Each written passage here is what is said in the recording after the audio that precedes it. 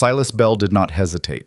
He looked at the woman standing on his porch, soaked through to the skin, three small boys pressed against her sides, the youngest one shivering so hard his teeth chattered, and he said, "You're not my problem anymore." Then he closed the door. Not slowly, not with any pretense of reluctance. He closed it the way a man closes a door on a barn he doesn't care about. Maribel stood in the rain with her hand still raised, as if part of her expected the door to open again. It didn't. Inside, she could hear the fire crackling. She could smell food cooking. Her 6-year-old son Finn tugged at her sleeve. "Mama?" She didn't answer right away. If this were your family, if you had crossed hundreds of miles, buried your husband, and arrived at the only door you had left, and that door closed in your face, what would you do? If you've ever been abandoned by the people who were supposed to protect you, stay with me. Because what Mara did next is something you will not forget. This channel tells the stories of women who were counted out and refused to stay down. If that's the kind of story that matters to you, subscribe now and follow Mara's journey all the way to the end. Hit the like button and drop your city or country in the comments. I want to see how far this story travels. Now let's go back to where it all began. The letter had taken 3 weeks to reach her.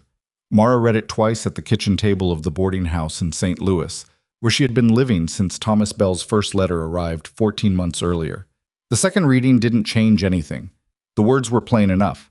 Thomas Bell of Willow Creek, Colorado Territory, was a widower with a modest cattle operation, a sound reputation among his neighbors, and a sincere desire to build a family. He was not a romantic man, the letter made clear. He was a practical one. He needed a wife. He needed someone who could work. Mara had folded the letter and looked at her 3 boys asleep in the single bed they shared in the corner of the room. Owen was 11 then. Caleb was 8. Finn had just turned 5 and still sometimes called out for his father in the night, even though Robert Aldridge had been dead for going on 2 years. Robert had been a good man in most of the ways that mattered, but he had also been sick for the last 18 months of his life, and the debt he left behind had swallowed everything. The house, the furniture, even Mara's mother's china. She had sold that last. The china. She had held each piece as she wrapped it and told herself it was just porcelain. She had answered Thomas Bell's letter within the week. They were married by proxy in the spring of 1877. She packed what remained of their lives into a single trunk and 2 canvas sacks, put her boys on a westbound train, and did not let herself look back at the platform as St. Louis disappeared behind them. The journey west was not what she had imagined, though she had been careful not to imagine too much. She had read enough to know the frontier was not gentle, but knowing a thing and living it are different. The train gave way to a stage line, the stage line gave way to a rented wagon, and by the time they reached Willow Creek in late May, Finn had been sick for 3 days with a stomach ailment, and Owen had a gash on his forearm from a rusted bracket on the wagon frame that Mara had cleaned and wrapped and prayed would not go wrong. Thomas Bell met them at the edge of town. He was a quiet man, not cold, but contained, the kind of man who kept his feelings behind a layer of politeness that was genuinely meant but never quite warm. He shook Mara's hand. He looked at the boys without discomfort, which she credited to him. He had known they were coming. He had agreed to them. That counted for something. The house he brought them to was smaller than his letter had suggested, but it was solid and dry. Mara had expected worse. She had arrived prepared to work, and she did. For 2 years she worked. She cooked and cleaned and kept the house and managed the boys' schooling herself because Willow Creek had no schoolhouse, and the nearest teacher was 12 miles away. She planted a kitchen garden. She learned to preserve meat. She learned the particular rhythms of Thomas's silences, which ones meant he was simply tired, and which ones meant something was wrong. She never stopped being careful around him, but careful was not the same as afraid. Thomas was not a cruel man. He was, however, a sick one. The cough started in the second winter. Mara recognized it. She had heard it before, in Robert. She recognized the particular way Thomas tried to hide it from her, the way he turned away or stepped outside, the way he stopped eating in the mornings. She did not say anything at first because she had learned that some men needed time to admit a thing to themselves before they could say it out loud. By the following summer, it was impossible to pretend. Thomas Bell was dying of consumption, and he knew it, and she knew it, and still they barely spoke of it directly. There was too much to do. She took on the household accounts. She communicated with the ranch hands on his behalf when he was too weak to do it himself. She managed.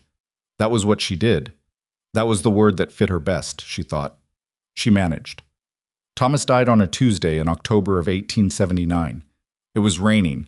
Mara sat with him until the end and then sat with him a little longer, because once she stood up and walked out of that room, everything was going to change, and she wanted one more minute before it did. The lawyer came 2 days later. What he said was not entirely a surprise, but it was still a blow. Thomas had debts she hadn't known the full extent of. The cattle operation was mortgaged. The land was mortgaged. There was almost nothing to inherit. What little remained after the debts were settled would amount to less than $30. The lawyer folded his papers and said, "You may want to write to his family." Mara had written to Silas Bell before the funeral, in fact. A brief, factual letter. "Thomas is gone. The boys and I are in difficult circumstances. I would be grateful for any assistance or guidance you can offer." Silas wrote back in 4 days. He was sorry for her loss. Thomas had made his own choices. He, Silas, had a family of his own to see to. That was the entire letter.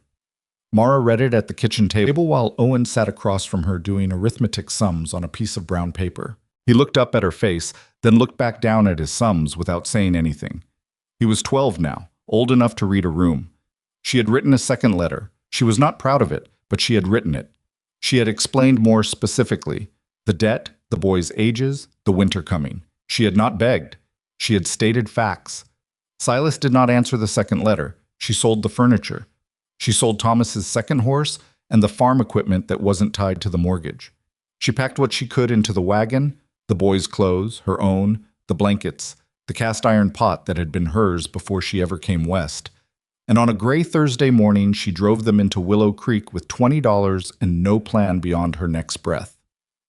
Agnes Rourke ran the boarding house on the main street, and she had a kind face and a practical nature. And she rented Mara the smallest room for a price Mara could technically afford for 3 weeks if she did not spend money on anything else. Agnes did not ask too many questions. She brought the boys biscuits that first night without being asked, which was a small thing and not a small thing at all. Mara spent the first week in Willow Creek going door to door. She went to the dry goods store, the smithy, the land office, the doctor's office, the saloon, the last being a place she entered with her chin up and her face neutral and left 30 seconds later after the owner told her, not unkindly, that he didn't have work that was appropriate for a woman in her situation. She went to the 3 ranches within riding distance of town and was turned away at each one. "Too many mouths," said one foreman. "No quarters for a family," said another. The third did not answer the door. In the evening, she sat with the boys and did not let her face show what she was thinking. Owen watched her. He watched the way a child watches when they understand more than they're supposed to. He was doing the arithmetic in his head, she knew, counting the days, measuring the dwindling. He never said anything about it. He just watched. Caleb, who was 9, dealt with things by staying busy. He found small tasks for himself at the boarding house, sweeping the steps, carrying wood. And Agnes let him do it, and sometimes pressed a few pennies into his hand, which he brought directly to Mara without keeping any for himself. Finn was 6 and still small enough to believe most of the time that things would work out because his mother said they would. On the 10th day, Mara was sitting in the small room after the boys had fallen asleep when Agnes knocked softly and came in with 2 cups of coffee and sat down across from her. "There's a ranch," Agnes said, 30 miles west. Man named Everett Hale. He put out word 2 weeks ago that he's looking for a housekeeper. Lives alone out there. I don't know him well, but I know his reputation, and it's a sound one." Mara looked at her coffee. 30 miles, she said. "The road's not good," Agnes admitted. "Worse this time of year, but it's there." Mara thought about the 11 days she had left before she couldn't pay for the room. She thought about Owen's face across the table, doing arithmetic. "What kind of man is he?" she asked. Agnes considered it. "The kind that keeps his word," she said finally. "The kind that doesn't make promises he can't keep. Beyond that, I couldn't tell you." It was not a ringing endorsement. It was also not nothing. Mara took what money she had and bought a sturdier wagon from a man on the edge of town who owed Agnes a favor and let it go for less than it was worth. She spent 2 days preparing, mending the boys' warmest clothes, packing carefully, making the food she had stretched. She didn't tell the boys where they were going until the morning they left. She didn't want 3 nights of questions she couldn't answer. Owen asked them anyway. He asked them quietly, while Caleb and Finn were loading the wagon, while the sky was still pale with early light. "Is it going to be all right, Mama?" Mara had been loading the cast iron pot. She set it in the wagon bed and turned to look at him. He was thin, her oldest son.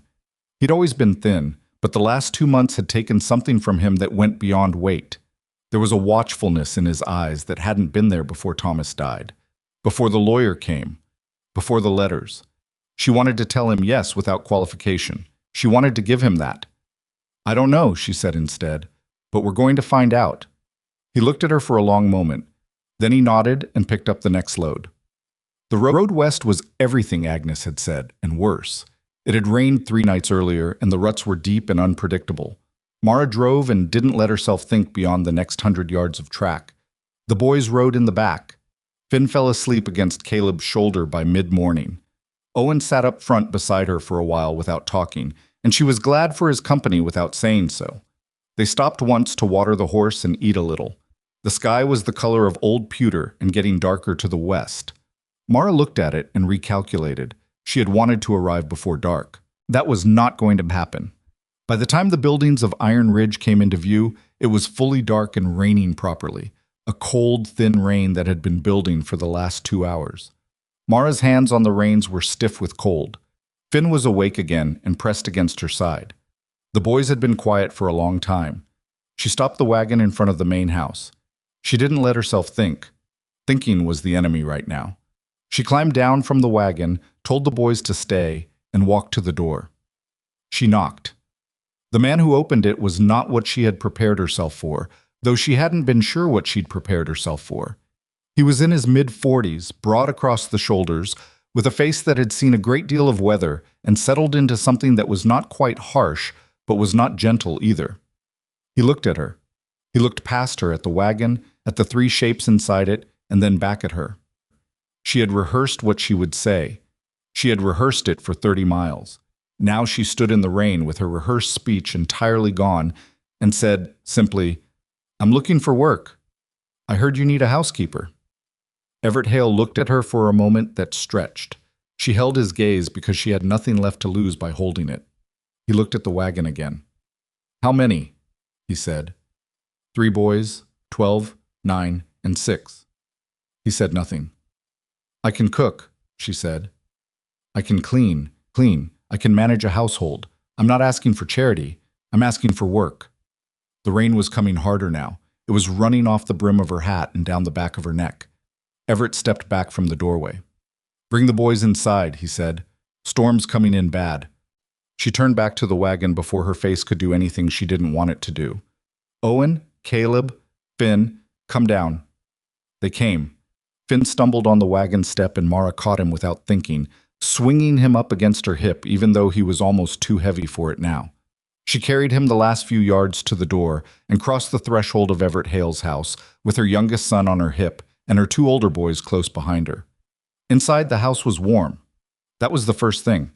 The warmth hit her in the chest like something physical, and she made herself breathe slowly and not react to it, because if she reacted, she was not sure she would be able to stop. A woman appeared from the back of the house, stout, gray-haired, with sharp eyes and flour on her apron. Everett spoke to her briefly in a low voice, and Mara caught the word children and saw the woman look at the boys and make some internal calculation. She came forward and introduced herself as Mabel, and before Mara had fully absorbed the name, Mabel was steering Owen and Caleb toward the kitchen with a hand at each of their shoulders, and Finn was transferred from Mara's hip to a chair near the fire, and someone was putting a blanket around his shoulders. Mara stood in the front room with Everett Hale and allowed herself one breath. He gestured to a chair. She sat. He sat across from her, and she looked at him directly, which she had learned was always better than not looking. And he looked back at her with the same expression he'd had at the door. Not unkind, not quite readable. "Tell me about yourself," he said. She told him. All of it, or the necessary parts of it. Thomas, the debt, Silas, Agnes, the 11 days in Willow Creek. She told it without embellishment and without apology, because embellishment was a luxury and apology was a weakness she couldn't afford. She told it the way you tell a thing when you need it to be believed, which is plainly.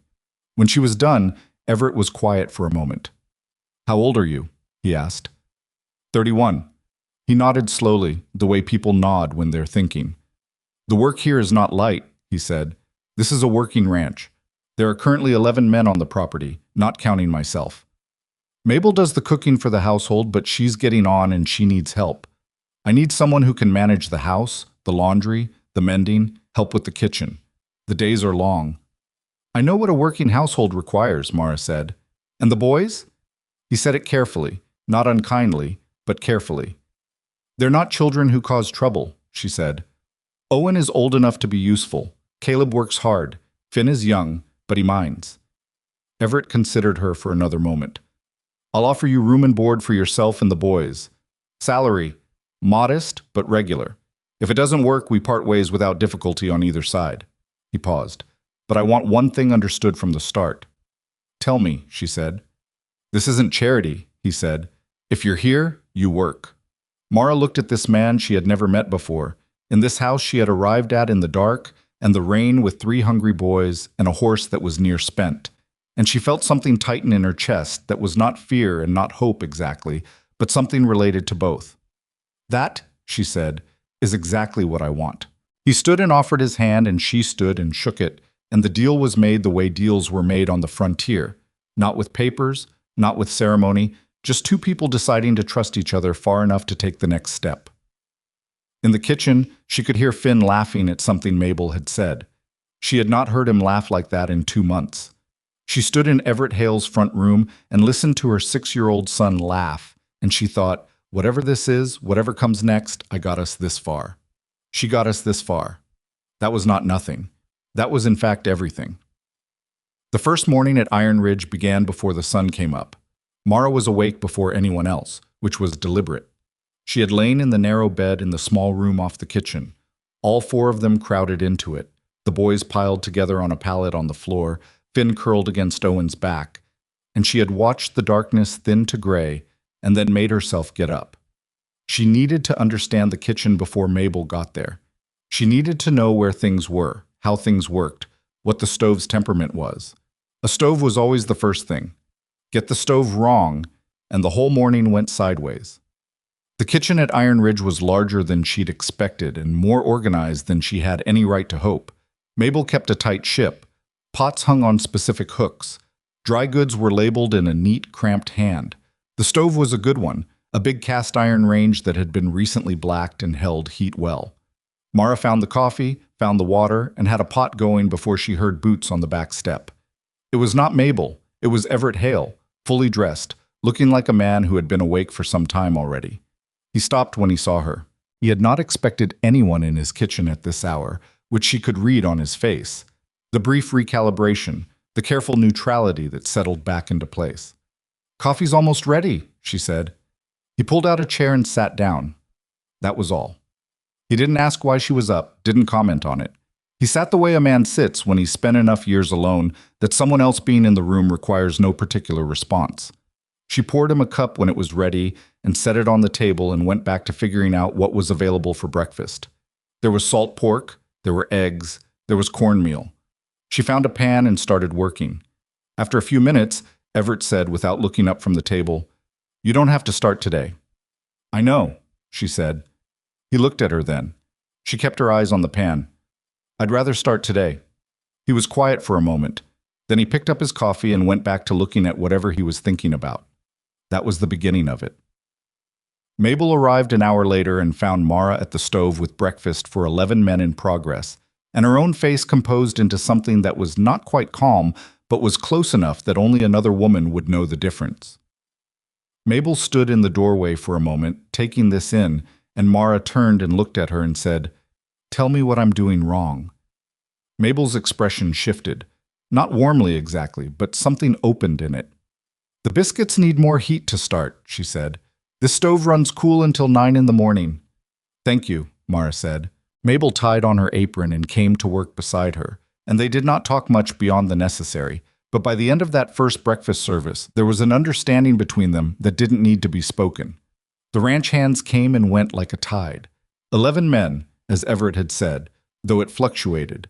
2 of them drove cattle to a neighboring property twice a week, and were sometimes gone overnight. They were not unkind to her, but they watched her in the way that men on the frontier watch a woman who arrives in unexpected circumstances, with a wariness that was not quite suspicion and not quite anything else. She felt their eyes. She did not react to them. She did her work and spoke when she was spoken to, and did not try to make herself liked, because trying was always visible, and visible trying invited the wrong kind of attention. On the second day, Owen found the stables. He came back to the kitchen at midday with his eyes lit from the inside in a way she hadn't seen in months, and he said, "There's a roan out there. She's got a bad leg. Not broken, I think. She's favoring it funny." Mara was rolling dough. And I think it might be a stone bruise, the way she's putting her foot down. She looked at him. "What do you know about stone bruises?" Thomas showed me, before he got too sick. He said it plainly, the way he had learned to say Thomas. Not father, because Thomas had never quite become that, but not quite nothing either. "Can I look at it?" She thought about this. "Have you introduced yourself to the man who manages the stables?" "His name is Pete. He said I could come back." "Then yes," she said. "But you ask permission before you touch that horse." He was gone before she finished the sentence. Caleb, who was 9 and built closer to the ground than his brother, more solid and less given to sudden passions, attached himself to a different part of the ranch. He found the fence line, miles of it needing constant attention, and the 2 hands assigned to mending it, and by the 3rd day he was carrying wire alongside them without being asked. One of the hands, a weathered man named Dorsey, who had been at Iron Ridge for 7 years, mentioned it to Mabel, who mentioned it to Mara, who heard it and said nothing, but felt something ease slightly in her chest. Finn was a different matter. Finn was 6 and not ready for stables or fence lines, and the ranch was large and full of hazards, and Mara could not watch him every moment. She solved it the way she solved most problems, directly. She put him to work beside her. He carried things that could be carried. He stirred things that could be stirred.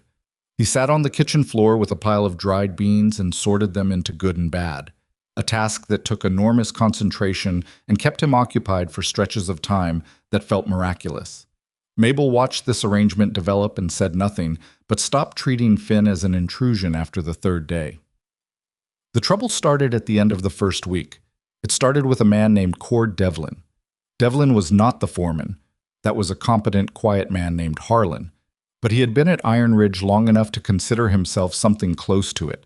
And he had a way of occupying a room that was just slightly too much, a voice that was just slightly too loud, an opinion that arrived slightly too often. I was not the worst sort of man Mara had encountered, but he was a particular sort, the kind who tests boundaries, not because he means harm, but because testing is how he orients himself in any new situation. He tested Mara on the 7th day.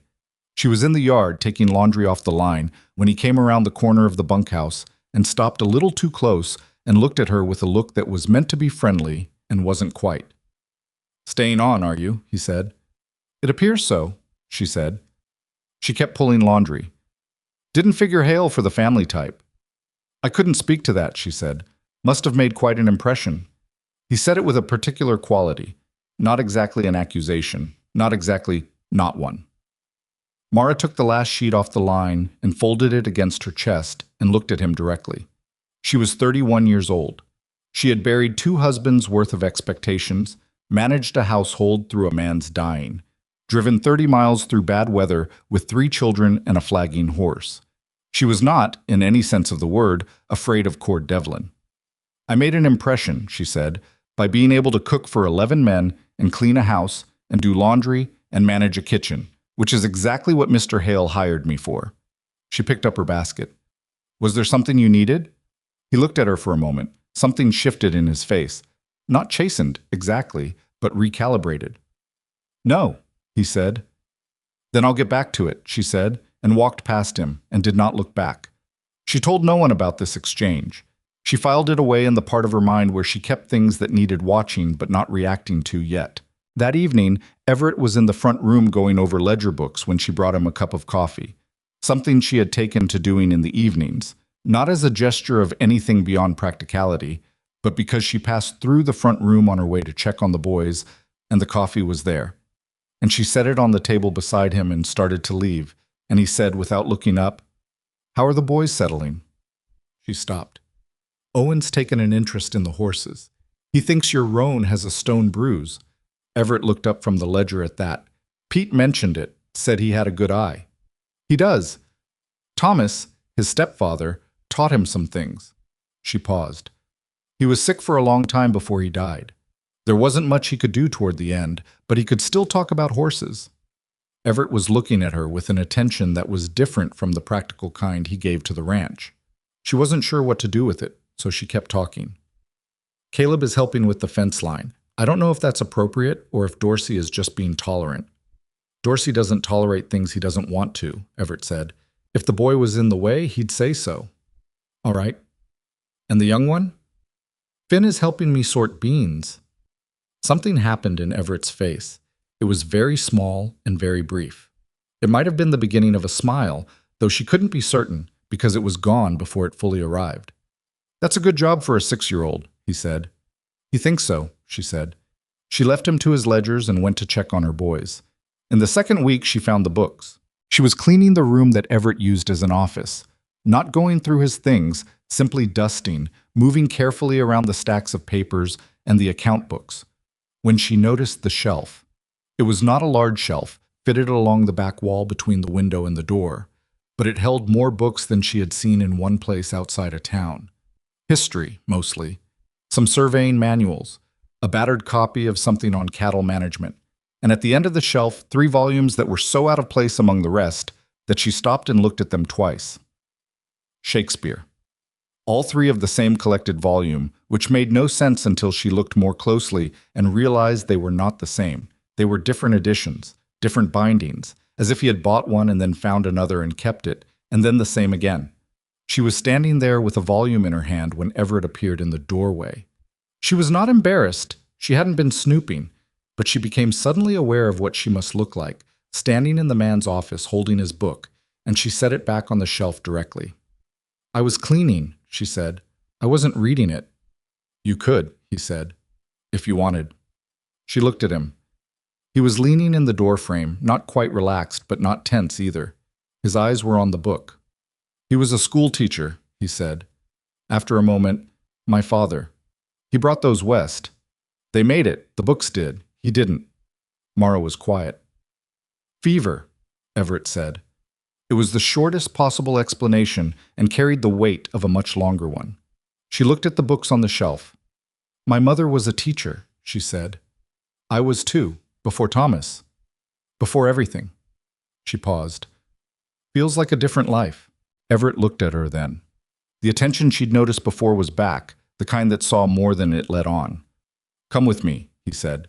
She followed him out of the office and across the yard to a low building that had been a storage shed once, she had assumed, and he pushed the door open and she looked inside.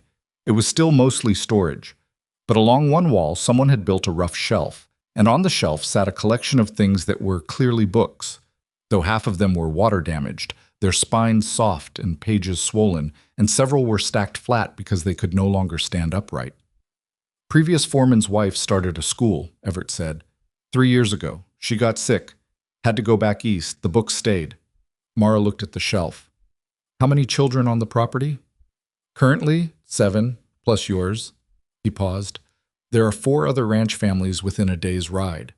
They've got children too, but no school. She looked at the books. She looked at the shelf. She looked at the room, which was maybe 20 feet by 12, which was small but not impossible. You're not suggesting what I think you're suggesting, she said. I'm suggesting, Everett said carefully, that a school teacher who isn't teaching is a waste. Mara stood in the doorway of that shed and felt something she hadn't felt in a long time, something that had nothing to do with survival or management or getting through the next week. It was the feeling of something that had been folded up tight, beginning, very slightly, to unfold. The roof needs work, she said. Harlan can see to that. The books need to be assessed. Half of them may be unusable. We can get more. It would take time to contact the other families. I know where they are, he said. She looked at him. He was watching her with that careful, readable but only just expression, and she thought about the first morning and the coffee and the fact that he had said nothing when she started without being asked, and she thought about the Shakespeare volumes, 3 copies of the same thing, carried all the way west by a man who didn't make it. I'd want to be paid for the teaching, she said, separately from the housekeeping. That's reasonable, he said. And I'd want the families involved, their input on what the children need. Also reasonable. She looked at the shed one more time. I'll start assessing the books this week, she said. He nodded once, the way he nodded when something was settled, and walked back toward the house, and she stood in the doorway of the shed a moment longer before following. The third week brought rain that lasted 4 days without stopping. In the mud and the gray, the ranch contracted. The men stayed closer to the buildings. Tempers frayed in the way tempers do when physical people are kept still. Mara heard arguments from the bunkhouse that she did not investigate. She kept the kitchen running and kept the boys occupied and kept her own thoughts to herself. On the second day of rain, Owen found her in the kitchen after supper with something in his posture that she recognized. He had something to say and was working up to it, which was not like him. Owen was, in most things, direct. "What is it?" she said. He sat down at the kitchen table. He was 12 years old and had his dead father's habit of going still when he was thinking hard about something. "Is it safe here?" he said. She looked at him. "I mean—" He stopped, tried again. "Are we staying? Are we actually staying?" Mara set down the cloth she was holding and sat across from him. "I have a job," she said. "We have a room. We have food. For now, yes." "For now," he repeated. "Owen." She waited until he looked at her. "I'm not going to tell you it's permanent when I don't know if it's permanent. What I can tell you is that Mr. Hale is a man of his word. I believe that. And I'm working as hard as I can to make sure we're useful here." "I know you are." "Do you feel unsafe?" He thought about it in the honest way he thought about things. "No," he said finally. "I don't feel unsafe. I just feel like—" He stopped again. "Like we're waiting for the next thing to go wrong," she said. He looked at her. "Yeah." She understood this. She felt it too, though she managed it differently than he did. She managed it by keeping her hands occupied and her mind on the next concrete task. "The next thing might go wrong," she said. "I can't tell you it won't, but I also can't spend my life waiting for it, and I don't think you should either." He was quiet. "The roan's better," he said after a moment. "The bruise is clearing." She recognized this for the subject change it was, and let him have it. "Good. Pete said I have a feel for it." "You do?" Owen looked at his hands. "I want to learn more," he said, "about horses, properly." "Talk to Pete," she said. "Ask him to teach you." He looked up. "Just ask him?" "Just ask him. People mostly appreciate being asked directly." He nodded slowly. Then he got up and went back to the pallet where his brothers were asleep, and Mara sat in the kitchen a little longer listening to the rain and thinking about permanence and how you built it, one careful day at a time. The rain broke on the 5th day, and Everett rode out with half the hands to check fences that the runoff would have damaged. He was gone 2 nights. Mara ran the household without him, which was not different in practice from running it with him.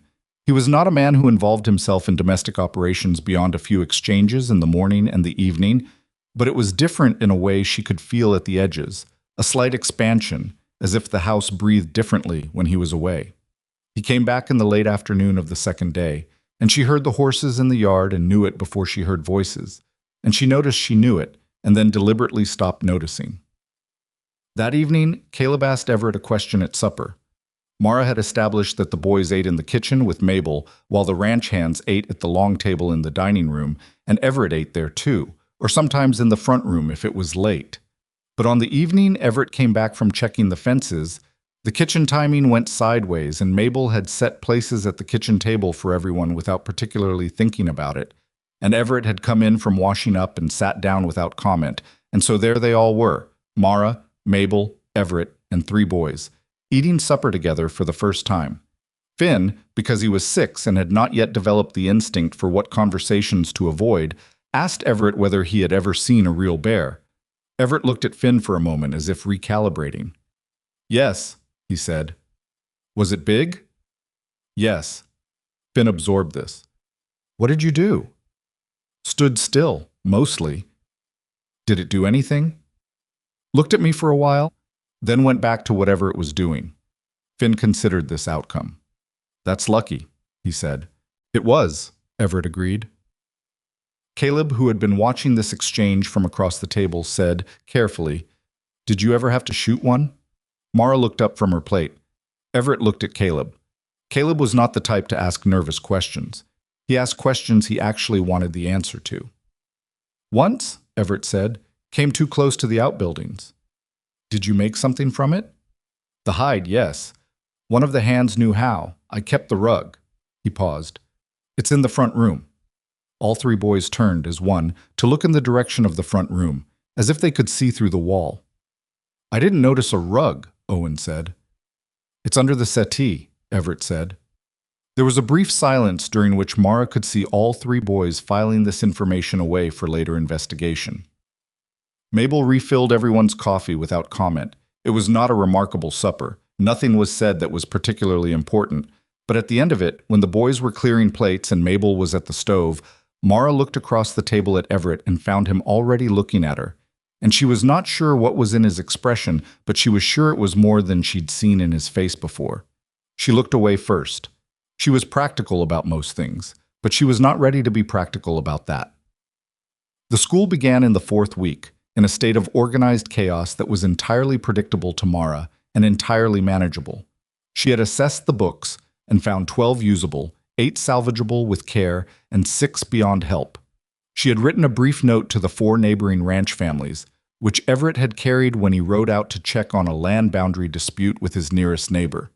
3 of the 4 families responded. Between them, they had 9 children ranging from 5 to 14, and all 3 families were willing to send them twice a week if the road was passable. The shed had been re-roofed by Harlan in 3 days of work that she appreciated and did not make a fuss about. She had scrubbed the floor herself. Owen and Caleb had carried the books in from the shelf and stacked them the way she directed. Finn had carried the smallest ones and felt very important about it. On the first morning, 7 children arrived on horseback with their parents or siblings, all of them looking at the shed with varying degrees of enthusiasm that ranged from cautious interest to barely concealed resentment. Mara stood at the door and greeted each one and did not try to be anything other than what she was, a woman who knew what she was doing and expected them to do it too. The oldest child was a girl of 14 named Ruth Candler, who arrived with her jaw set and her eyes moving around the room in the rapid assessment of someone who had been disappointed before and was waiting to be disappointed again. Mara looked at her for a moment and thought, she's the one to win over, and it won't be fast, and that's fine. She started with geography. She put a map she had drawn herself, rough but accurate to her knowledge, on the wall and asked the children to find where they were.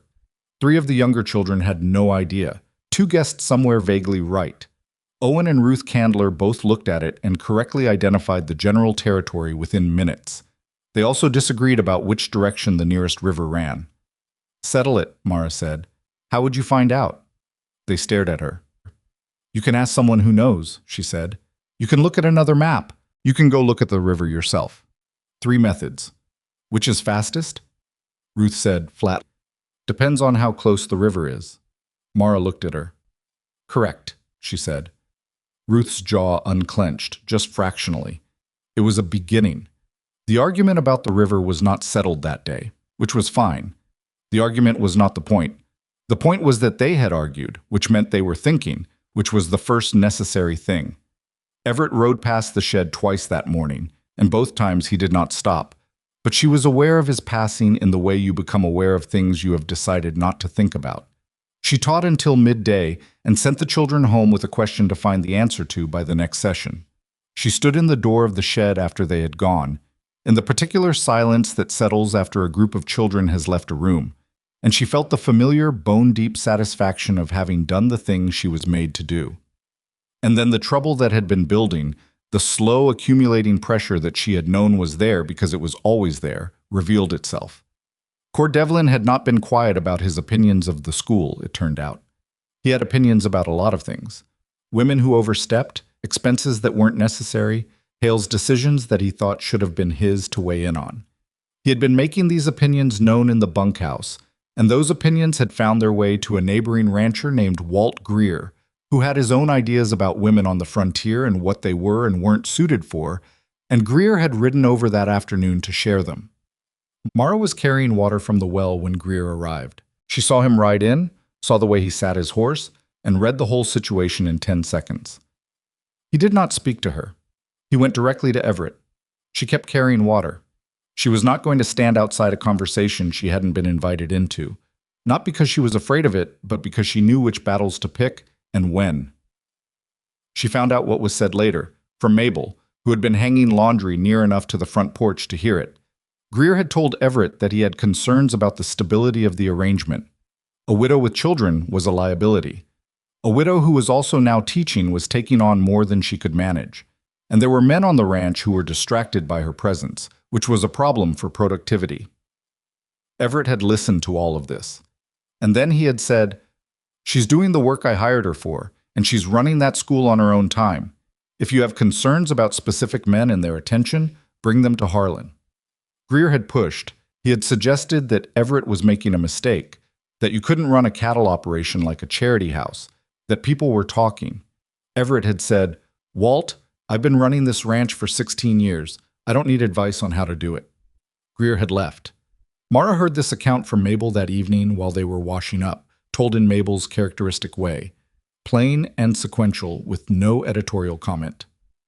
"Thank you for telling me," Mara said. Mabel dried her hands. "Greer's been wanting a reason to start trouble with Hale for 2 years over a land boundary. This is just his current angle." Mara absorbed this. "And Devlin?" Mabel looked at her. "Devlin says things. He's been here long enough that he forgets he's not the one running the place. Will Hale handle it?" "He always does," Mabel said. "In his own time, his own way. He's not a man who moves fast on personnel unless he has to." Mara thought about this. "Should I be concerned?" "Not today," Mabel said. She paused. "But keep your eyes open." Mara already had them open. She had had them open since she was 23 years old and realized that the world did not automatically account for her, and that accounting for herself was therefore her own responsibility. She went to check on the boys. Owen was reading by the lamp he'd negotiated with Mabel, a small one, kept near the pallet so it didn't disturb anyone. He looked up when she came in. "Everything all right?" he said. "Yes," she said. "Go to sleep." He looked at her the way he always looked at her when he thought she was giving him the short version. "There's a man who doesn't like us being here," she said. "I found out about it today. It's not a crisis. I'm watching it." Owen was quiet. "What do we do?"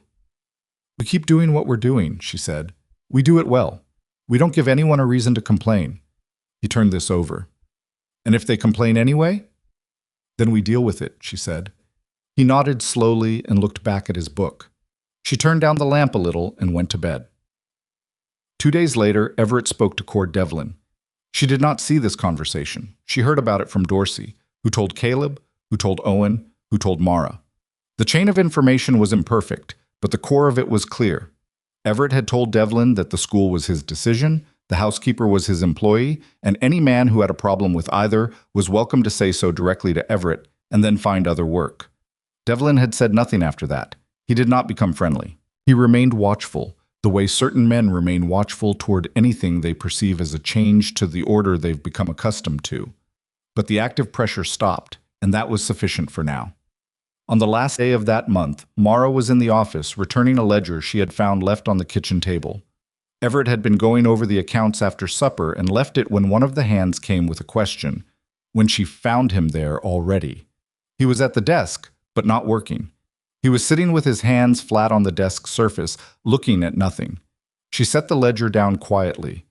He did not startle. "Thank you," he said. She started to leave. "Mara." He used her name directly, which he had not done before. She stopped. He looked at her for a moment. "Greer is going to be a continued problem," he said.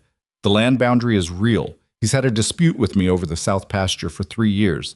He'll use anything he can as leverage." "Including me," she said. "Yes." She considered this. "What would it help you to know about my situation?" He looked at her. "What do you mean?" "If someone questions my character, my presence here, my arrangement, what would help you answer them?" He was quiet for a moment. "That you're paid fairly and working a legitimate contract." "Then put it in writing," she said. "A proper employment letter. If Greer or anyone else wants to make claims about what this arrangement is, a written contract answers it directly." He studied her. "You've thought about this." "I've thought about it since the first day," she said. He pulled a sheet of paper from the drawer. She stood in the doorway of his office and watched Everett Hale write out a plain, factual employment letter. Housekeeper, cook, teacher, terms of pay, terms of board for herself, and 3 children, in his steady, unhurried hand, and she thought about Agnes's boarding house and the 11 days and the ledger of dwindling resources she'd kept in her head, and she thought, this is not permanence, this is not certainty. But it is something solid, and something solid is what you build from. He blotted the ink and handed it to her. She read it carefully, which he did not rush. This is correct, she said.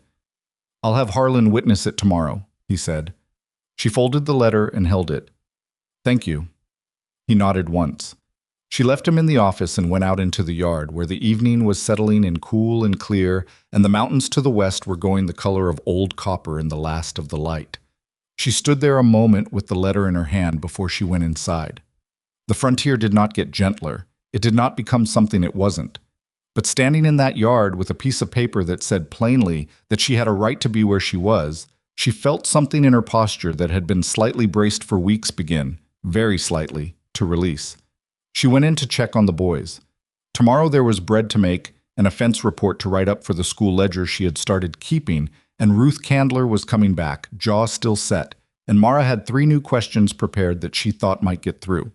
There was work to do. There was always work to do, and that was, in its way, the best thing she knew. The employment letter stayed folded in the small wooden box under Mara's side of the bed, next to the boys' birth records, and a photograph of her mother that had survived every move she had ever made. She did not take it out again after that first night. She didn't need to. She knew it was there, and knowing was enough. November came in cold and serious, the kind of cold that meant business from the first day of the month. The mountains to the west went white early, and the hands started wearing their heavy coats on the morning ride-out, and Mabel began making the kind of food that stuck to a person. Thick soups, cornbread with crackling, beans cooked slow with pork fat until they were nearly a paste. The kitchen was the warmest room in the house, and Mara spent most of her hours in it, and she found that she did not mind. The school had settled into a rhythm that was not quite routine but was heading that way. Twice a week, weather permitting. 7 children on a good day, fewer when the roads were bad. Ruth Candler came every session without fail, riding the 4 miles from her family's property alone, which told Mara something about both Ruth and Ruth's family. The girl was trusted to make her own way, which meant she had earned it, which meant there was more there than the set jaw suggested. Mara had been right that it wouldn't be fast. Ruth was 14 and had been managing adults for years, the way oldest daughters on the frontier sometimes do, quietly absorbing responsibility before they're old enough to name what they're carrying. She answered questions correctly and offered nothing extra and watched Mara with eyes that were always measuring. The breakthrough, when it came, was unexpected. Mara had assigned a reading passage, a short account of the Lewis and Clark expedition from one of the salvaged books, and asked each child to tell her one thing from the passage that surprised them. The younger children gave simple answers. Owen said he hadn't known how many members of the expedition there were. Caleb said he hadn't known they'd had a dog. Finn, who was technically too young for the material but sat in because there was nowhere else for him to go, said he hadn't known there were so many rivers. Ruth said nothing for a long time, long enough that Mara looked at her. Miss Candler. Ruth looked at the passage. They were gone for over 2 years, she said. Their families didn't know if they were alive. The room was quiet. And they went anyway, Ruth said. She was not asking a question. She was working something out. They did, Mara said. Ruth folded the paper and looked at the wall. I don't know if I think that's brave or just selfish. Mara looked at her for a moment. That's a better question than the one I asked. Ruth looked at her, startled out of her careful watching. Think about it, Mara said. We'll come back to it. After the other children had gone, Ruth helped Mara stack the books. She did it without being asked, which was itself something. My mother wanted to go east, Ruth said, before she married my father. She wanted to study. Her family said no. Mara waited. She doesn't talk about it, Ruth said, but I know. How do you know? The way she looks when I read, Ruth said, like she's watching something she used to have. Mara was quiet for a moment. Would you like more challenging material? Ruth looked at her. You're 14, Mara said. You're reading 3 years ahead of where I'd expect. I've been giving you the same work as the others because I didn't want to single you out before I understood the group. I understand it now." Ruth stood very still. "I'd like to give you something harder," Mara said. "If you want it." Ruth looked at the stacked books. Something moved across her face that she managed quickly, but not quickly enough. "Yes," she said. "I want it." "Come back Thursday," Mara said. "I'll have something ready." Ruth left without saying much else, but when she mounted her horse, her back was straighter than usual. Mara stood in the shed doorway watching her go and felt the particular satisfaction of a hinge turning. Not a door opening, just a hinge, the necessary prior thing. The first real crisis of the winter arrived not as a sudden event, but as an accumulation that reached a point. It started with one of the younger hands, a boy named Clement, who wasn't more than 19, coming down with a fever and a rattling cough on a Tuesday. By Thursday, 2 more men were sick. By the following Monday, 5 of the 11 were confined to their bunks, and Mabel was running between the bunkhouse and the main house with broth and wet cloths. And the fever had the particular quality that Mara recognized from the winter Thomas went down. It was not ordinary sickness. It moved through a space like water. She told Everett on Monday evening. He was already aware of the numbers. He was not, she thought, fully aware of what the numbers meant yet. "This is influenza," she said. "Not a cold. Not fatigue from the cold. It moves fast and it hits some people harder than others, and the ones who push through when they're sick make it worse." Everett looked at her. "I need men for the cattle. I know that. If I pull sick men from work and they're not actually incapacitated, 3 of them are already incapacitated," she said. "Clement can barely sit up. 2 others have fevers high enough that they shouldn't be on horses." He was quiet. "The others can rotate," she said. "Longer shifts, but fewer men. It's not ideal. But you put sick men on horses in this cold and they'll be down for 3 weeks instead of 1. He thought about this the way he thought about everything, without performing it, without showing the work. He just went still for a moment and then came out the other side with a decision. "Tell Harlan I said to reorganize the shifts. He'll need a list from you of who's actually sick." "I'll have it in an hour," she said. She gave him the list. Harlan reorganized. 3 men stayed in the bunkhouse. The others rotated longer days. It was not smooth. Nothing on the frontier was smooth, but it held together. Mabel got sick on Wednesday. This was the development that changed everything, because Mabel's getting sick meant that the management of both the household and the sick men's care fell entirely to Mara, and Mara had 3 boys of her own to keep out of the infection's path, and there were not enough hours in the day for all of it. She divided the boys ruthlessly. Owen, who was 12 and could be trusted, took over the kitchen breakfast duties under strict instruction. Fire up, heat the previous night's porridge, keep Finn away from the sick room side of the house. Caleb, who had been helping Dorsey with the fence line, was reassigned to carrying water and firewood on a schedule Mara wrote out and pinned to the kitchen wall. Finn was given the task of staying in the school shed with a stack of reading material and strict orders that she meant seriously. She managed the sick men in the bunkhouse with the same system she brought to everything: routine, hierarchy, practicality. Broth at regular intervals. Wet cloths changed every 2 hours. The 3 worst cases kept warm and flat. She did not have medicine beyond what Mabel kept in the household cabinet, and what was there was limited. Some camphor, some willow bark, some dried herbs that may or may not still have potency. She used what she had, and did not pretend it was more. It was on the 4th day of this that Everett got sick. She knew before he admitted it. She had watched him in the morning, the way he moved from the house to the barn, and there was something off in the economy of it, a slight heaviness that wasn't tiredness. That evening she was carrying broth from the bunkhouse back to the main house when she met him coming out of the barn, and she stopped and looked at him in the fading light. "When did it start?" she said. He looked at her. "Everett." She used his name the way he had used hers, plainly, without softening it. "When did it start?" "This morning," he said. "Are you feverish?" "Some." She looked at him for a moment. He was standing straight, which cost him something she could see. He was the kind of man who would stand straight until he literally could not. "Go inside," she said. "I'll bring broth." "There's work." "Harlan knows the work," she said. "Go inside." He looked at her. She looked back. She was 31 years old and had nursed a dying man for 18 months, and she was not going to negotiate about this. He went inside. His fever climbed through the night. By morning, it was high enough that she stopped doing other things and stayed. This was not a decision she made consciously. It was a decision her body made for her. Standing in the doorway of his room at 4 in the morning with the broth that had gone lukewarm, watching his breathing and simply not leaving. Owen appeared at her elbow at 6. "I've got breakfast started," he said quietly. She looked at him. He was 12 years old in a sick house in the middle of winter, and he was telling her breakfast was started. "Thank you," she said. "Keep Finn busy." "I will." He looked past her at Everett's door. "Is he bad?" "He's sick," she said. "I'm watching him." Owen nodded and went back to the kitchen. The fever broke the worst on the second day. She sat beside his bed for most of it, cooling his forehead with a cloth wrung out in cold water, making him drink when she could get him conscious enough to swallow. He was not a good patient in the way that some people are bad patients. He didn't complain, didn't fight her, didn't try to argue about being sick. He simply burned with the fever and occasionally surfaced from it long enough to say something that was not quite coherent before going back under.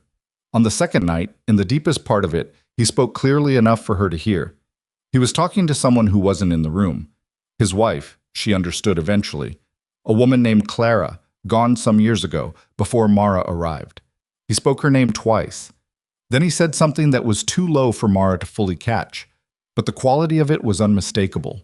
It was the voice of a man who had never forgiven himself for something. She had heard that voice before. She had heard it in herself.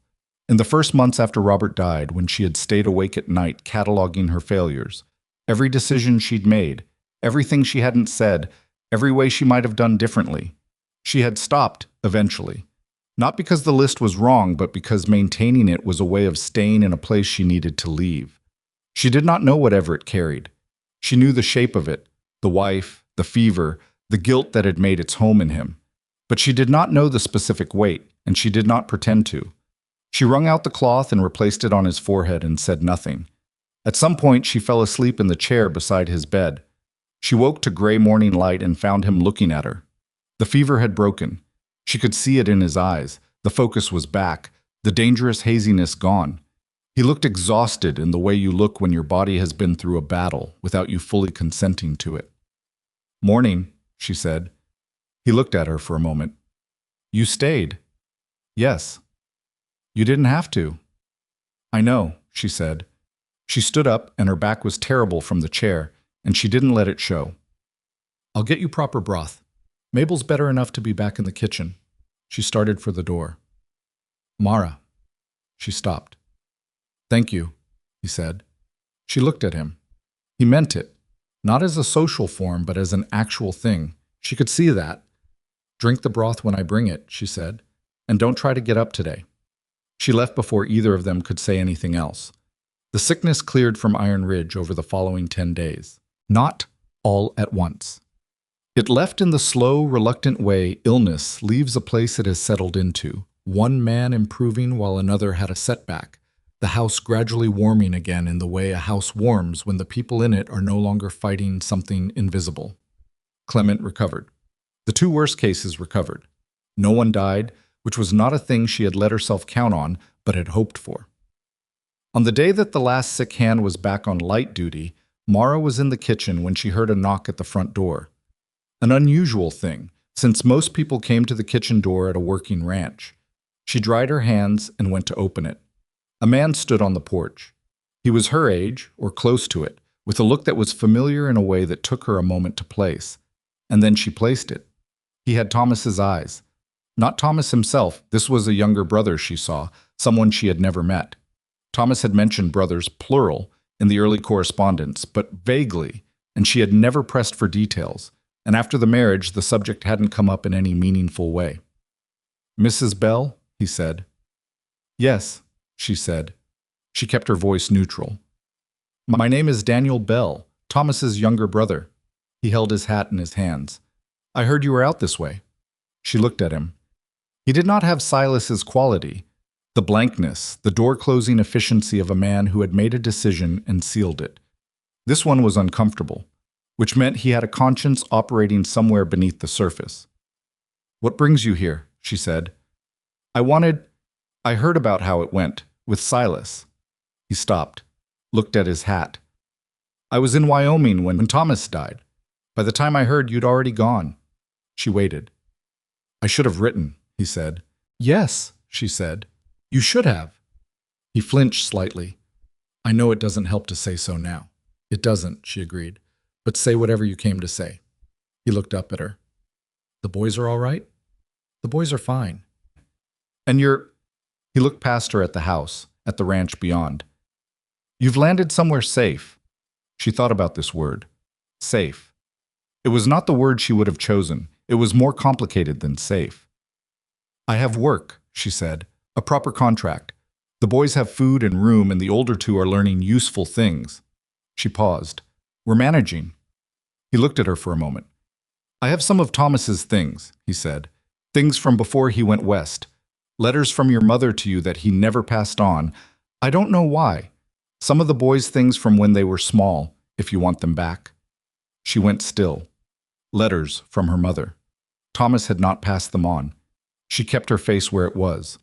I'd like the letters, she said. The boys' things too, if it's not trouble. No trouble. He reached into his coat and produced a packet, wrapped in oilcloth and tied with twine. I brought them. Wasn't sure you'd speak to me, but I brought them. She took the packet. It was thicker than she expected. How many letters? She did not open it. Thank you, she said. He nodded. He put his hat back on. I'm sorry, Mrs. Bell, for what Silas did, and for not writing. She looked at him. He was not Silas. He was a man who had done nothing, which was its own kind of failure, but it was not the same failure. She had room to know the difference. Go home to your family, she said. That's what Thomas would have wanted. He looked at her with something in his face that might have been relief and might have been shame, and probably was both. He touched his hat and walked back to his horse. She stood in the doorway until he was out of sight, and then she went inside and put the packet in the wooden box under the bed, next to the employment letter, next to the birth records, next to her mother's photograph. She sat on the edge of the bed for a moment. Letters from her mother that Thomas had never given her. She did not know what was in them. She did not open them that day. She needed to get back to the kitchen, and she needed to be in the right state for whatever was in those pages, and she was not in the right state right now. Later, she told herself. Later. She went back to the kitchen. 3 days after that, Everett was fully recovered and back to his regular hours, and the ranch was operating near normally, and Mara was trying to reestablish the school sessions that had been suspended for 2.5 weeks when she came into the office to leave his ledger. The habit had become established without either of them acknowledging it, and found him standing at the window looking out at the yard. He turned when she came in. The families who sent their children to the school, he said. The Candlers, the Moores, the Praters. Do you know them well? Well enough, she said. Ruth Candler I know best. The younger Moore children are quick. The Prater boy is, he struggles, but he tries. He was quiet for a moment. They spoke well of you, he said. When I was out riding the south fence last week, I stopped at the Candler place. Mrs. Candler said, he stopped. She said her daughter comes home different, in a good way. Mara was quiet. Walt Greer has been talking, he said. Still. He's told 2 other families in the county that the school is an expense that benefits nobody but the widow. The rancher took in out of charity. She felt the word land. Charity. And, she said, and 3 families came to me directly to say they disagreed with him, Everett said. The Candlers, the Moores, and a family named Hatch, who I didn't know were interested in the school, but apparently have been watching it and want their daughter enrolled. Mara looked at him. Greer is losing the argument he started, Everett said. He wasn't smiling exactly, but there was something at the edge of his expression that she had come to identify as the closest he came to it. I thought you'd want to know. She thought about Ruth Candler on her horse with her back straighter.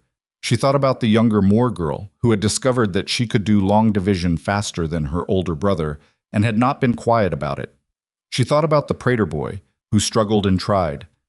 I'd like to write to the Hatch family, she said, to introduce myself before they send their daughter. I'll get you their address, he said. She turned to go. Mara. He said it the way he said it now, without formality, without the careful distance of the first weeks. She had noticed this. She had been not thinking about this for some time. She turned back.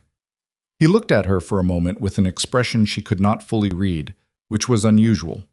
She had gotten good at reading him. "You didn't sleep for most of 3 days," he said. "When I was sick, I slept in the chair." "That's not sleep." "No," she agreed, "but it was sufficient." He was quiet. "I heard you," he said. "While I was feverish, I heard you moving, talking sometimes." She kept her face still. "You talk too," she said. "You were feverish. People say things." He looked at her. "I know what I said." The room was quiet. Outside, the wind had picked up and was doing something to the shutter on the north window that it had been doing for a week, and that Harlan had not gotten to yet. "Whatever you heard," she said carefully, "is yours to keep." He nodded slowly. "And whatever I said is also yours to keep," she said. "I'm not keeping score of what a sick man says in a fever." He looked at her for a long moment. Something shifted in his face, not relief exactly, but a loosening of something that had been held. Thank you," he said. And he meant it again, the same way he had meant it the morning his fever broke. "Actually." She nodded once and left him in the office. In the hallway, she stopped and stood very still for a moment. She was not a woman given to dramatic internal announcements. She did not have the luxury and never had. But standing in that hallway, she allowed herself to know a thing she had been not knowing for some weeks. She was not objective about Everett Hale. She had stopped being objective somewhere around the 4th week, and the illness had clarified it in the way that crises clarify things, cutting away the noise and leaving only what's actually true. What was actually true was that she cared whether he lived. Not in the general way you care whether a person lives, not in the employer-employee way, and not in the grateful for a roof way. She cared specifically in the way that has weight. This was a problem she did not know what to do with. She was a widow twice over, technically, once by death and once by abandonment, which sometimes felt worse. She had 3 sons and a modest salary and a shed school and a wooden box under a bed. She was not in a position to be reckless. She was not a person who had ever been reckless, which was possibly part of the problem. She went back to the kitchen and made bread because bread required her hands, and her hands needed to be doing something concrete. December arrived, and with it the hardest cold of the year so far. The school continued. Finn moved from sorting beans to sweeping the school shed floor before sessions, which he performed with enormous seriousness. Owen had been formally asked by Pete to help with the horses on non-school days, a development that cost Mara some sleep. The horses were large and the frontier was unforgiving, but that she said yes to, because Owen at a horse's side was more himself than Owen anywhere else. Caleb, who was quieter than his brothers and often missed in the middle of them, had been learning something she hadn't expected. Dorsey, the fence hand, had started teaching him to read terrain, how to look at a stretch of land and see where the water ran, where the frost came first, which slopes were safe in mud season. It was not book learning, but it was something older and in some ways more practical, and when Caleb explained it to her one evening in the careful way he explained things, she listened to every word. Walt Greer came back in the 2nd week of December. She saw him ride in from the kitchen window and felt her shoulders set before she thought about it. He did not come to the main house this time. He went directly to the bunkhouse, which was worse in some ways. It meant he was working a different angle. She told Everett that evening. He already knew. He had seen Greer ride in and had sent Harlan to find out what was being said before Greer left. "He's telling the men the South Pasture dispute is going to go to a county arbitration," Everett said, "which it might. And he's suggesting that if it does, my household expenses, meaning you and the school, will look bad. Like I'm spending beyond my means while disputing a land claim." Mara sat with this. "Is the claim serious?" "It's real," he said. "We've been going back and forth over the boundary for 3 years. It's 50 acres of winter grazing land. I'm not giving it up, and neither is he." "What does he want?" "Greer?" Everett looked at her steadily. "He wants the 50 acres and he wants leverage to get it. He's found the leverage he thinks will work." She understood. She was the leverage. Or rather, the murkiness of her position was widow, employee, teacher, living under the same roof. Greer was going to make it something it wasn't, and he was going to do it in front of whoever would listen. "The employment letter," she said. "Yes, but that addresses legality, not—" He paused. not what people decide to think. She looked at the table. What do you want to do? I want to settle the land dispute on its actual merits, he said, without it being tangled up with anything else. She thought about the wooden box under the bed, the birth records, the employment letter, the unopened packet of letters, the careful, practical accumulation of a woman who had learned that the only things she could count on were the things she had documented. I can move back to town, she said. Take a room, continue teaching from there. The school is established enough now that the families would support it. Everett looked at her. It's a practical option, she said. It removes Greer's angle. It does, he said. She waited. He was quiet for a long moment. His hands were flat on the desk again, the way they were when he was thinking through something he hadn't finished yet. I don't want you to move back to town, he said. She looked at him. He said it plainly, the way he said everything, without dressing it up. I don't want you to move back to town. I don't want the boys to move back to town. I want... He stopped, looked at his hands. I want things to be different than they are. The fire in the office was the only sound for a moment. Everett, she said. She said it carefully, the way you say something when you know you need to get it right. I'm not in a position to be someone's... She stopped, started again. I have 3 children. I have no family money, no land, no resources beyond what I've earned here.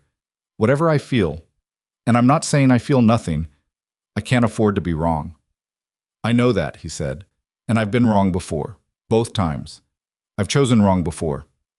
She looked at him. It takes time for me to know. I know that too, he said. Then, she stopped. Then I'll be here, he said. While you know. This man she had arrived at in the rain with 3 hungry boys and a letter she'd written in desperation. She looked at the careful, unglamorous truth of him. The worn desk, the 3 copies of Shakespeare, the ledger books, the things he carried that he didn't talk about except in fevers. I read those letters, she said. My mother's letters. The ones Daniel brought. She hadn't meant to say this. It came out because she was in an honest moment, and it was an honest thing. He waited. She wrote to me every month for a year after I went west, Mara said. Thomas never gave them to me. I don't know why. Maybe he forgot. Maybe he didn't want the reminder of where I came from. She paused. She died 2 years ago. I didn't know she'd been writing. I thought she had stopped.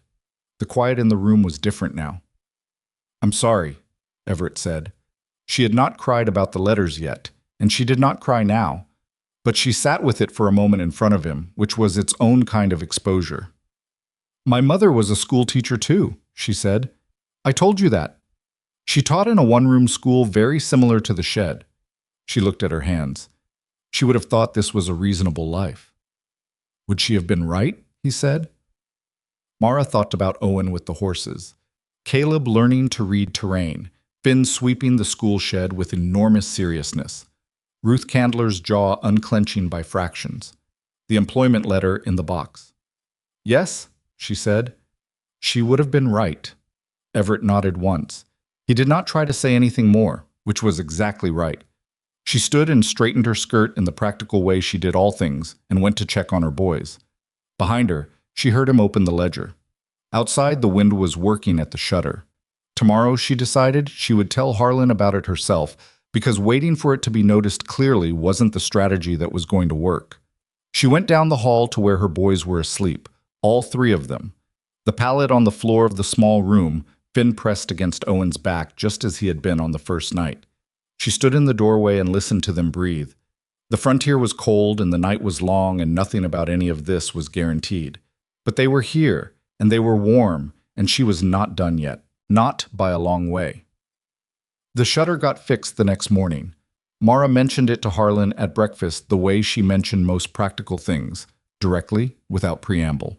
And by midday he had it secured. She noted this not because it was remarkable, but because small things being handled was how a place stayed functional, and functional was what she needed Iron Ridge to keep being.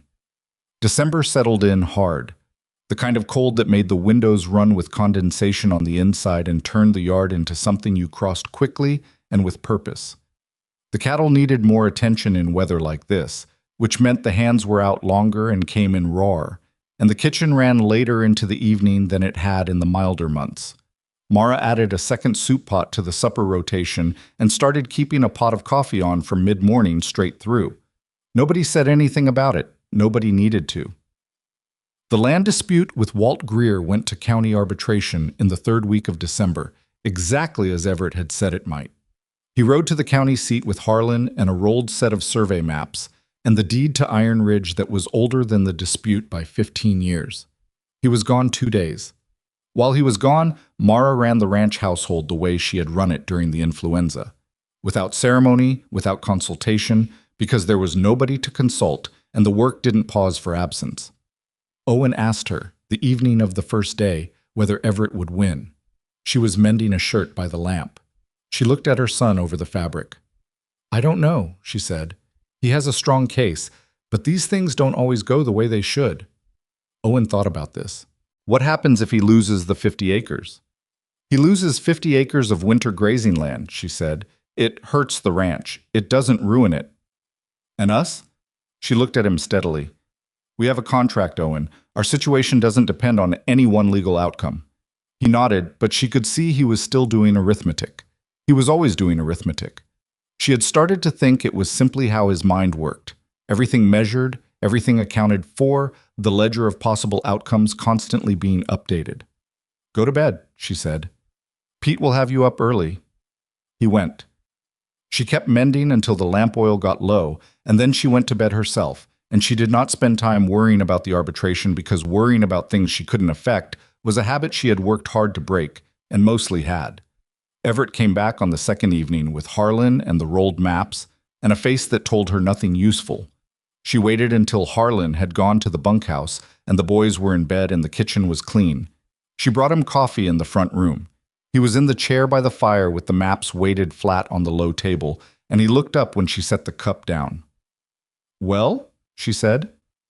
Partial, he said. She sat down across from him.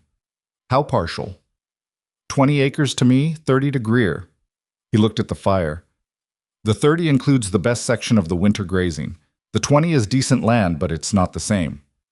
That's not a good outcome. No, he said. It's not a terrible one either. I've seen worse. He picked up the coffee. Greer will call it a victory.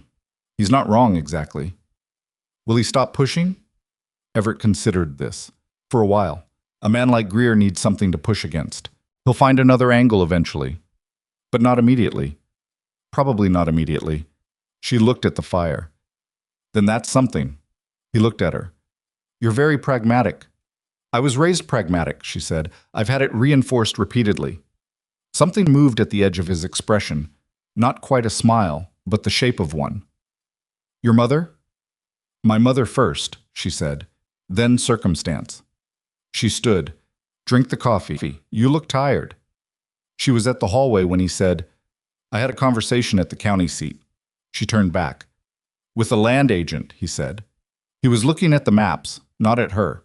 About recording a transfer. She waited. There are 40 acres on the east boundary of this property, he said. Not the disputed land, shite. The other direction entirely. Grassland, good water access. It's been sitting unused since I bought the ranch, he paused.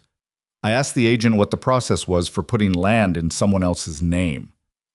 The room was quiet for a long moment. Why would you do that? She said. He looked up at her then. Because you told me you can't afford to be wrong, he said. And I think you're right. And I think the best way I know to answer that is to make sure that whatever happens between us, you have something that is yours and the boys, that nobody can take back. She stood in the doorway and looked at him. She had been a widow twice. She had been left with debt the first time and rejection the second. She had arrived at this ranch with $20 and a battered wagon and 3 hungry boys and the specific quality of desperation that you feel when you have entirely run out of options. She had built something here, piece by careful piece, and she knew the value of each piece because she had felt the weight of having nothing. 40 acres. In her name. And the boys' names. I would need to read the transfer documents carefully, she said. I'd expect nothing less, he said, and I would want Harlan to witness them, and I'd want a copy kept with my other papers. Yes, he said. Everett. She said his name the way she had come to say it, without any special emphasis, just his name, which had stopped being formal some time ago.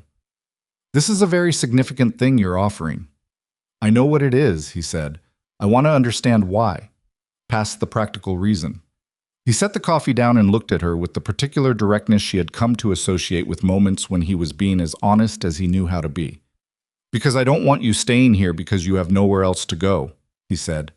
"I want you to stay because you want to.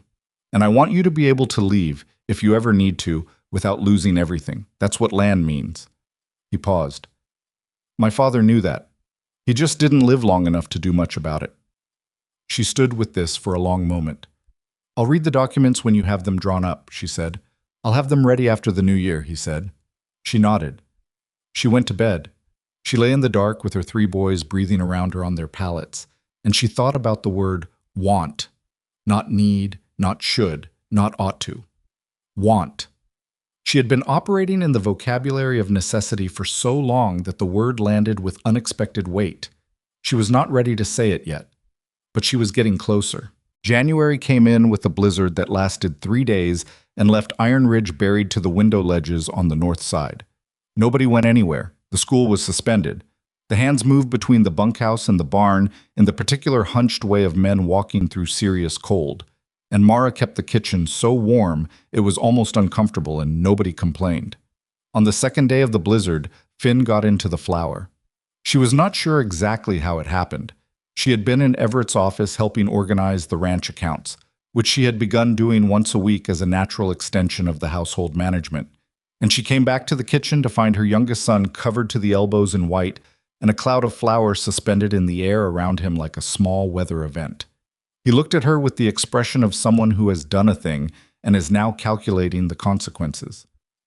"I was making biscuits," he said. She looked at the floor. She looked at the counter. She looked at Finn. "How much did you use?" she said. He looked at the bowl.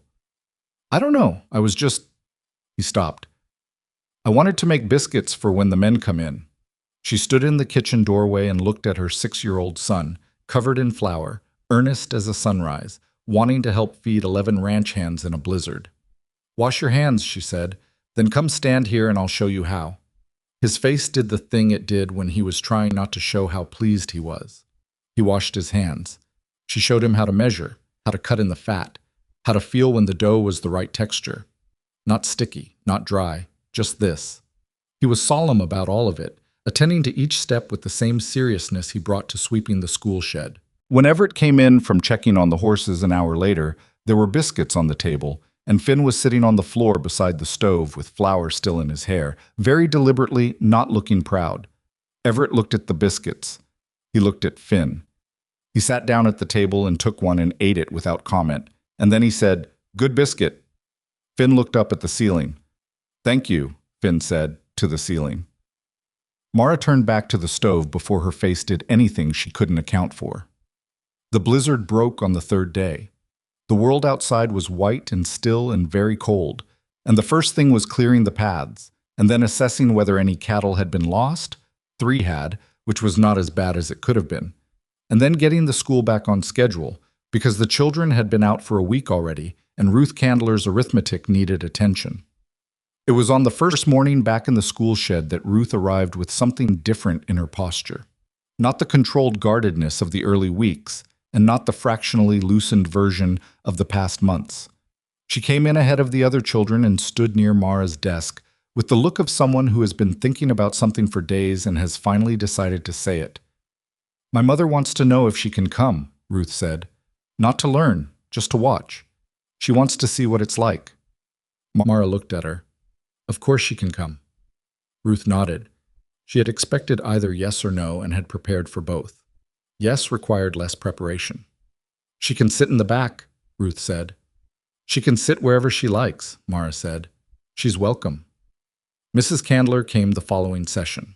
She was a small woman with Ruth's eyes, and a posture that said she had spent years making herself take up less space than she needed. She sat in the back on the stool that Caleb had carried in from the main house, and she watched for 3 hours, and she said nothing during the session. And when it was over and the children were going, she waited until the room was nearly empty and then came to stand near Mara. Ruth says you give her harder work, she said. She needs harder work, Mara said. She's well past what I can offer the group. Mrs. Candler was quiet for a moment. I had harder work once, she said, for a while. Mara looked at her. My sister and I went to a women's academy in Ohio for 2 years, Mrs. Candler said. Then my father's money ran out. She looked at the books stacked on the shelf. Then I came west. She said it in the tone of a sentence that means, and that was the end of that chapter, and I have made a certain peace with it. Mara thought about her mother's letters in the wooden box, about women who stopped and women who didn't. Would you like to help? She said. Mrs. Candler looked at her. I need someone who can work with the older students when I'm occupied with the younger ones, Mara said. I can't pay much, I'd need to talk to Mr. Hale about whether the school fund can accommodate it. But it's real work, and I'd want your actual knowledge, not just supervision. Mrs. Candler stood very still. I haven't taught, she said. I've never taught. You've been explaining things to Ruth for 14 years, Mara said. That's teaching. Mrs. Candler looked at the wall where the map was pinned. She looked at it the way you look at something you had given up looking at. Let me talk to my husband, she said. Of course, Mara said. Mrs. Candler rode home with her daughter, and Mara watched them go from the shed doorway and then went to find Everett. He was in the barn. She told him what she'd proposed and what it would cost, which was small, and watched him think about it in his way. If she's willing and able, he said, then yes. She went to a women's academy in Ohio, Mara said. He looked at her. Then she's probably better qualified than the arrangement suggests. Yes, Mara said. She is. Mr. Candler agreed to it by the end of the week, though Ruth told Mara privately that the conversation had not been simple.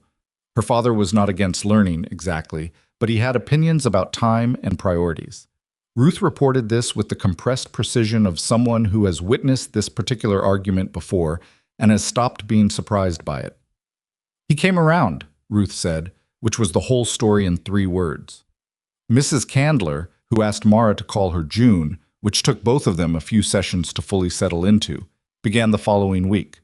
She was tentative on the first day and less tentative on the second, and by the 3rd session she was working with the 3 oldest students with an ease that Mara recognized as the ease of a person doing something they were built for. Ruth, watching her mother at the front of the room for the first time, had an expression on her face that Mara saw once and did not look at again because it was private. February arrived. The transfer documents came from the county land agent. Everett had ridden out in the brief window between 2 storms to collect them, and he put them on the kitchen table one evening after supper when the boys were in bed and Mabel had gone to her room. Mara sat down and read them. She read them slowly. She read them twice. She asked 2 questions about the boundary descriptions, which Everett answered using the survey map he had brought from the office. The land was real. The transfer was real. 40 acres, east boundary of Iron Ridge, recorded in the names of Mara Bell, Owen Bell, Caleb Bell, and Finn Bell. She looked at the page for a moment after the second reading. This is correct, she said. Harlan will witness tomorrow, he said. If you're ready. I'm ready, she said. She signed it that evening, Everett signed it, and Harlan witnessed it the next morning in the kitchen with Mabel as a second witness because Mabel was there, and it seemed right to have her there. Harlan wrote his name in the large, careful print of a man who had not written much as a child and had made himself learn it as an adult. Mabel signed in a sharp, quick hand that was very like her. Mara put her copy in the wooden box. It was getting crowded in there. She thought she probably needed a bigger box, and then she thought that was a good problem to have. 2 weeks after the documents were signed, Cord Devlin left Iron Ridge. It was not dramatic. He had found work at a ranch near the county seat, or so Dorsey said, and he gave Harlan a week's notice and collected his pay and loaded his gear into a bag and rode out on a gray morning without making a speech of any kind about it. Mara saw him from the kitchen window as he crossed the yard. She did not watch him go. She turned back to the stove. He had been a pressure she had managed rather than resolved, and his leaving was a relief she did not plan to celebrate because celebrating the absence of a problem was a way of giving the problem more significance than it deserved. He was gone. The work continued. That was the whole story. What changed in March was not dramatic either, at first. It started with Owen. He had been working with Pete through January and February, the horse work expanding naturally as his competence expanded, and Pete had stopped supervising him on simple tasks and started trusting him with the roan who had had the stone bruise and one other horse who was difficult with strangers. Owen was not a boy who boasted, but there was a quality in him in those weeks that Mara had been watching. A settledness, a groundedness, like something that had been slightly askew had come back to level. On a Tuesday in early March, Pete came to find Mara in the kitchen. Pete was a man of approximately 60 who had worked with horses for 40 years and used words the way some people used money, carefully and not more than necessary. He stood in the kitchen doorway with his hat in his hand. "Your boy," he said. Mara looked at him. "He's got a real gift," Pete said. "I've been around horses my whole life. You see it maybe once, twice in a decade. The way an animal trusts a particular person without being trained to." He paused. "He's got it." Mara looked at the doe she was working. "Thank you for telling me," she said. "I'm telling you because I want to keep training him," Pete said. "Properly. Past what I normally do for ranch work, if that's all right with you." She looked at him. "It's all right with me," she said. "It's his choice, too." "He's already said yes," Pete said. "I figured I should ask you." She almost smiled. "Yes," she said. "Absolutely yes."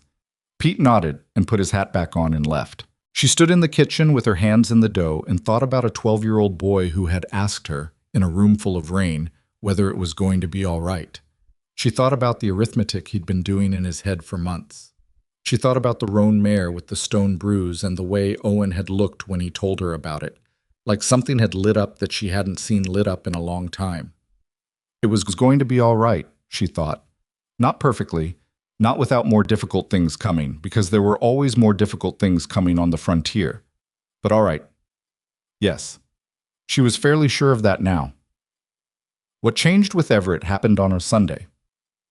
Sundays at Iron Ridge were not days off exactly, because a ranch doesn't take days off, but they ran at a slower pace. The hands did minimal work. Harlan took the morning for himself. Mabel made a better breakfast than weekdays and did not start the supper preparations until mid-afternoon. Everett was often in the office in the morning, but by Sunday afternoons he was sometimes simply present in the house in a way that wasn't quite anything, reading or looking out the window or sitting on the porch in the cold with a cup of coffee, staring out at the ranch with the expression of a man accounting for things. On this particular Sunday in March, Mara had been in the school shed going over lesson plans for the following week, when she came back to the house and found the front room empty and Mabel gone to her room and the boys gone to the barn to see about Owen's horses, and Everett on the porch as she'd seen him before, with the coffee and the expression. She could have gone inside. She could have gone to the kitchen and started something useful. She went to the porch instead, and she stood beside him and looked out at the yard and the mountains beyond and the afternoon light. That was, for the first time in months, something approaching warm. They stood there for a while without speaking, which was not uncomfortable. It hadn't been uncomfortable for some time. "I want to ask you something," he said, "and I want you to know there's no pressure in either direction." She looked at him. He turned to look at her. He was not a man who made himself appear to be something he wasn't, and he was not doing that now.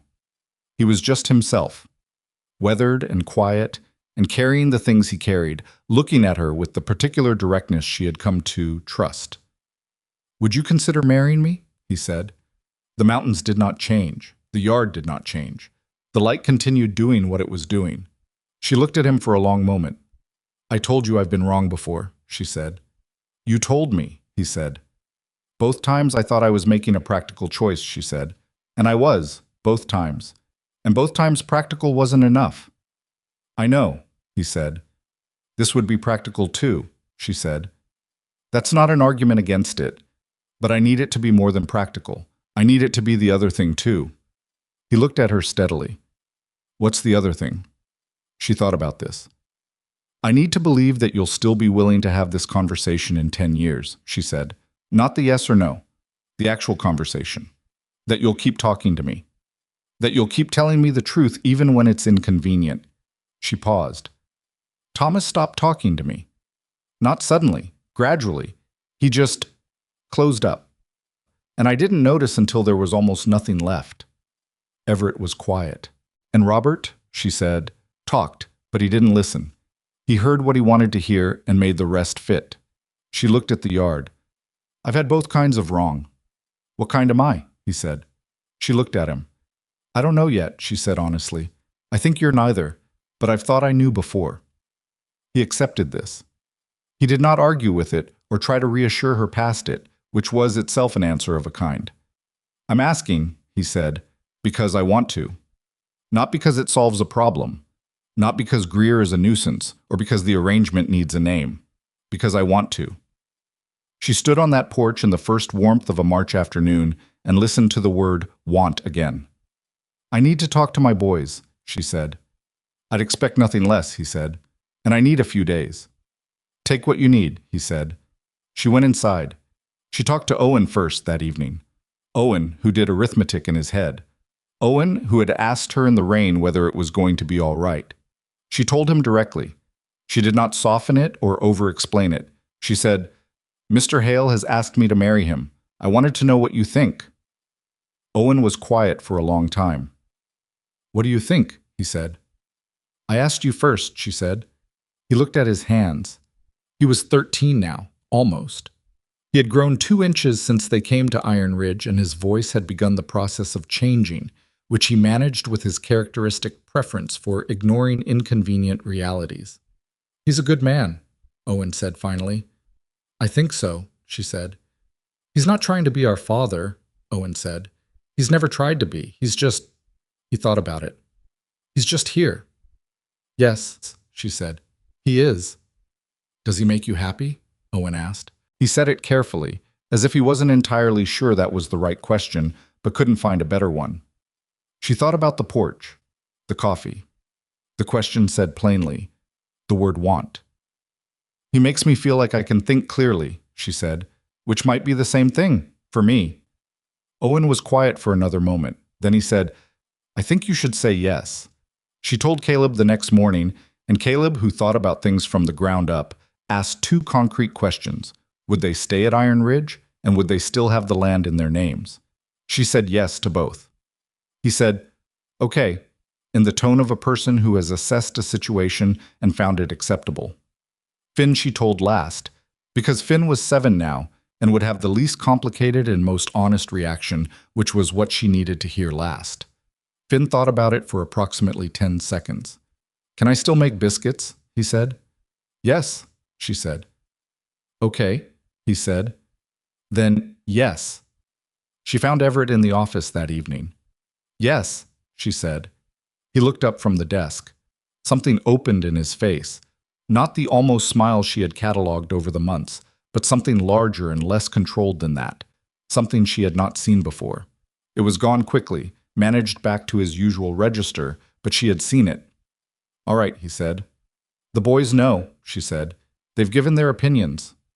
And? Owen says you're a good man, she said. Caleb wants the land transfer to stay as recorded. Finn wants to know if he can continue making biscuits. Everett looked at the desk for a moment. He can, he said. He's getting better at it. She nodded once. She turned to go. Mara. She stopped. He said, we'll do this right. Whatever you want. However you want it done. Simple, she said. I don't need anything elaborate. Simple, he agreed. She left him in the office, and in the hallway she stopped for a moment, just a moment, and stood in the quiet that was not quiet because the ranch was always making noise. The wind, the animals, the distant sound of the hands in the bunkhouse, but was quiet in the way that a person is quiet when something has landed somewhere and settled. She had been wrong before. She might be wrong again. She was doing this anyway. That was not recklessness. That was something else. A decision made with open eyes and a full accounting of the risks, made anyway, because the alternative was to stop making decisions, and she was not built for that. The news moved through Iron Ridge the way news moves through a small, close-knit community, without anyone formally announcing it, and faster than should have been possible. Mabel knew by breakfast the next morning, which meant she had noticed something in the office doorway or in Mara's face at supper, and she said nothing about it except to make a slightly better breakfast than usual, which was its own kind of comment. Harlan heard it from Dorsey, who heard it from Pete, who had seen something on Everett's face in the barn that morning that required no particular interpretation. Harlan came to Mara in the kitchen with his hat in his hand. I wanted to say, he said, and then seemed to lose the sentence. Thank you, Harlan, she said. He nodded. He put his hat back on and went back to work. The wedding date was set for the first week of April, which gave the weather time to improve and gave Mara time to write the letters that needed writing. She wrote to June Candler. She wrote to the Hatch family. She wrote a brief, factual letter to Daniel Bell in Wyoming because he had come with the oilcloth packet, and that counted for something, and she thought he should know. She did not write to Silas. 3 days before the wedding, Silas came anyway. She was in the yard when she saw him ride in. She recognized him at once. The particular way he sat a horse, the squared-off quality of him, Thomas's coloring but without Thomas's temperament. He had not changed much in the 2 years since he had closed his door on her and her 3 wet children in the rain. She stood in the yard and watched him dismount. He did not look the way she had expected. She had expected the blankness of a man who had closed a door and not thought much about it afterward.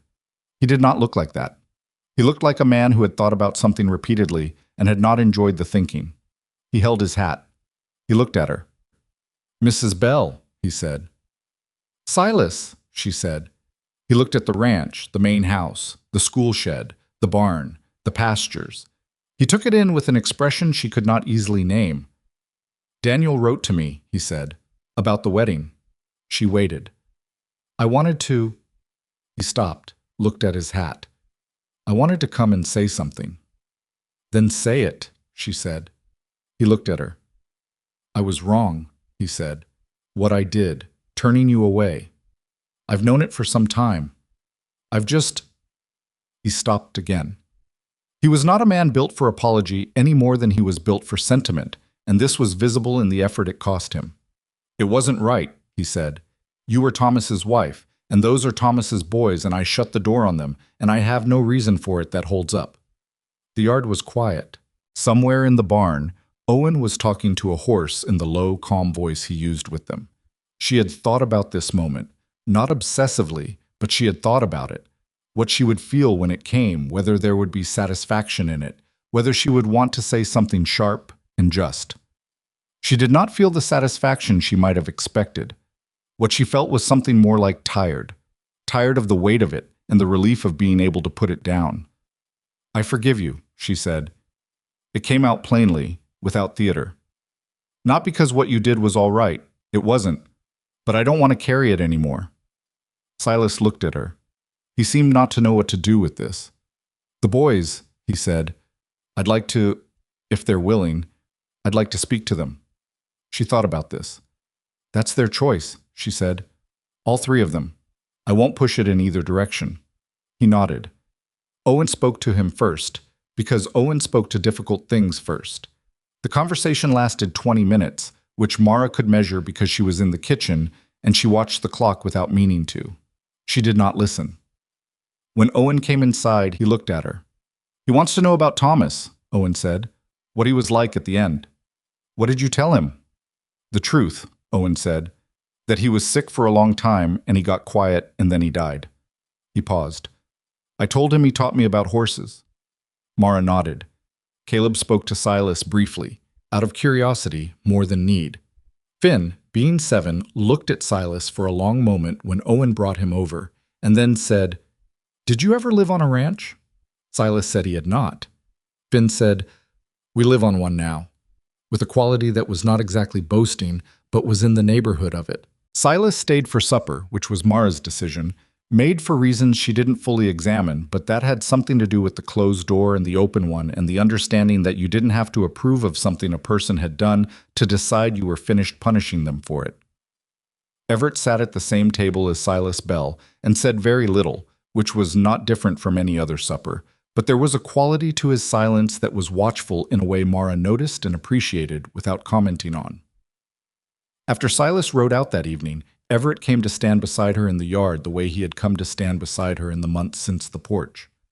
You all right? He said. Yes, she said. He looked at her. Are you sure? She thought about the door, the rain, the word responsibility said by a man who had decided she wasn't his.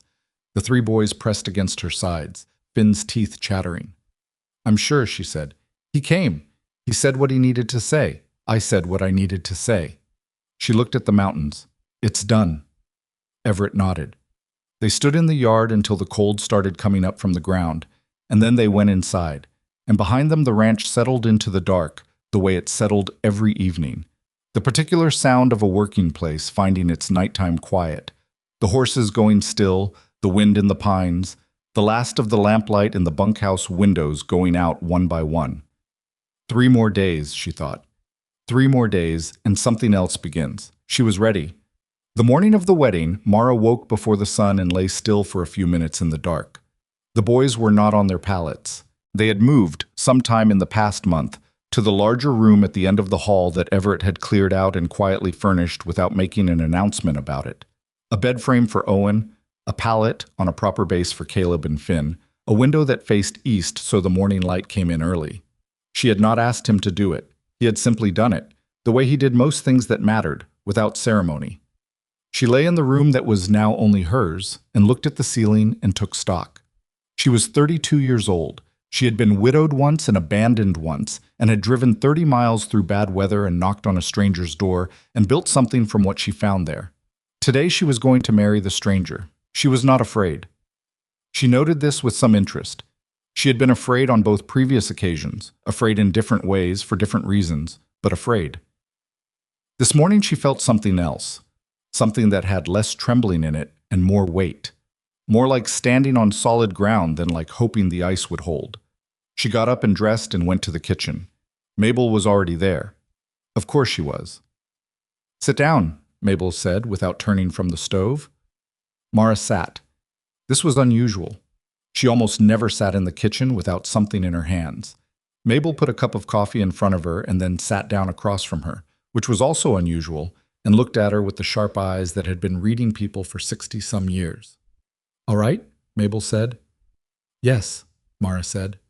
Mabel looked at her for another moment. "He's a good man," she said. "I've been here 11 years. I've watched him manage hard things without losing himself. That's rarer than people think." "I know," Mara said. "I was very alone," Mabel said. "After Clara. A long time." She wrapped her hands around her own cup. He stopped expecting things to be good. Not bitter. He wasn't bitter, just stopped expecting. Mara looked at her coffee. "You changed that," Mabel said.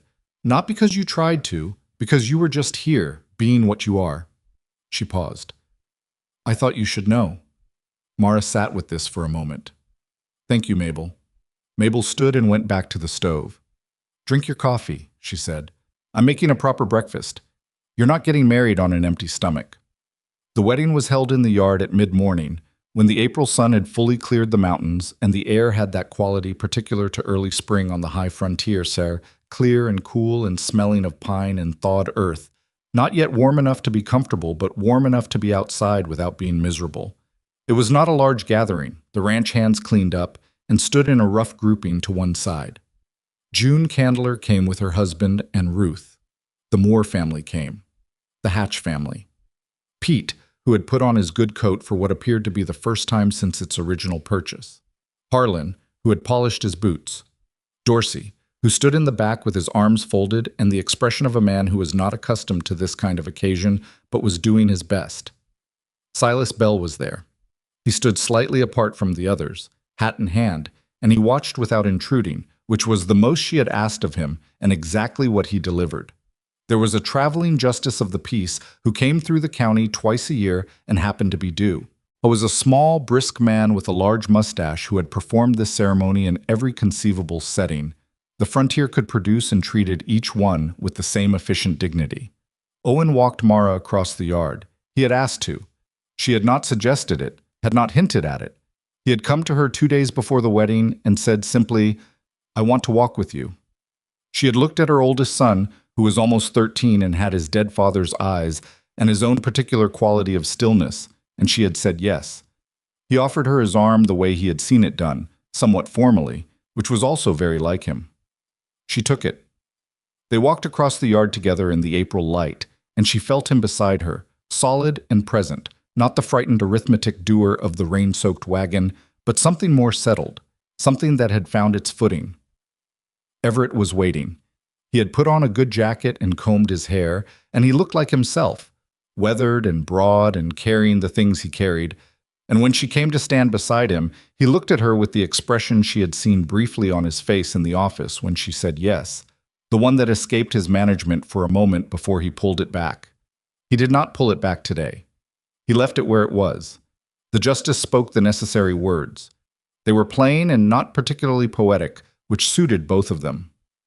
When it came to the vows, Everett said them looking at her directly, in the same tone he used for everything that mattered, steady and plain and without performance. She said hers the same way. There were no elaborate promises. No one said anything about perfection or always or forever in the ways that set impossible expectations. What was said was simpler. To stay, to be honest, to try. That was enough. That was, in fact, quite a lot. Afterward, Finn, who had been standing between Caleb and Dorsey with enormous suppressed energy for the entire ceremony, said loudly, in the brief quiet that followed, "Can we eat now?" Laughter moved through the yard. Everett looked down at Finn. "Yes," he said, "we can eat now." Finn moved toward the kitchen at a speed that was almost running. The celebration was what a frontier celebration was. Food and coffee and conversation in the yard while the weather held. Nothing elaborate, nothing that asked too much of anyone. Mabel had made 3 kinds of pie, which was her own decision and her own contribution, and she refused any suggestion that this was excessive. June Candler had brought bread from her own kitchen. The Hatch family had brought a smoked ham. Ruth Candler found Mara at the edge of the gathering, near the school shed. "I'm going to Denver in September," Ruth said. There was no preamble.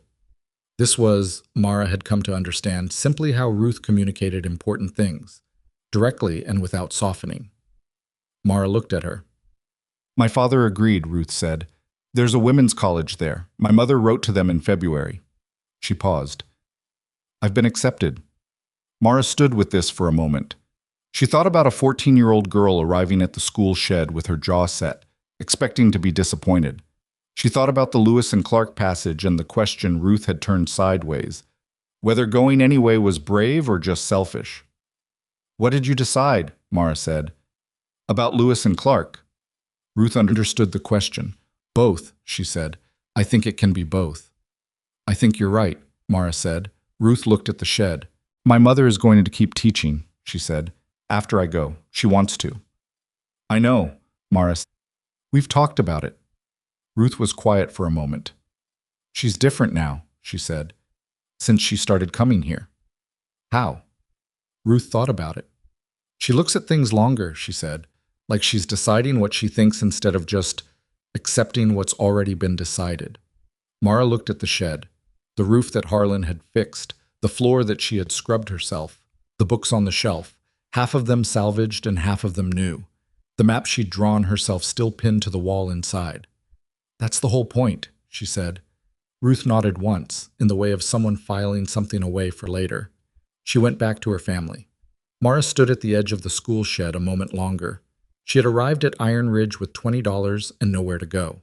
She now owned, with her sons, 40 acres of good land. She had a school that was teaching 11 children and would teach more when September brought new families to the area. As Harlan said, 2 were planning to come. She had a community that had not existed when she arrived.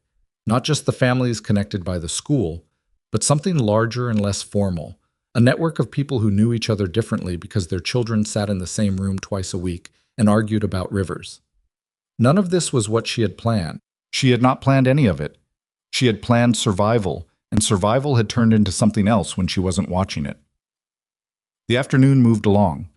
The gathering gradually dispersed in the way of frontier gatherings. People had distances to cover and animals to see to, and the light only held so long. The Candlers left first, June pressing Mara's hand briefly as she went. The Moore family.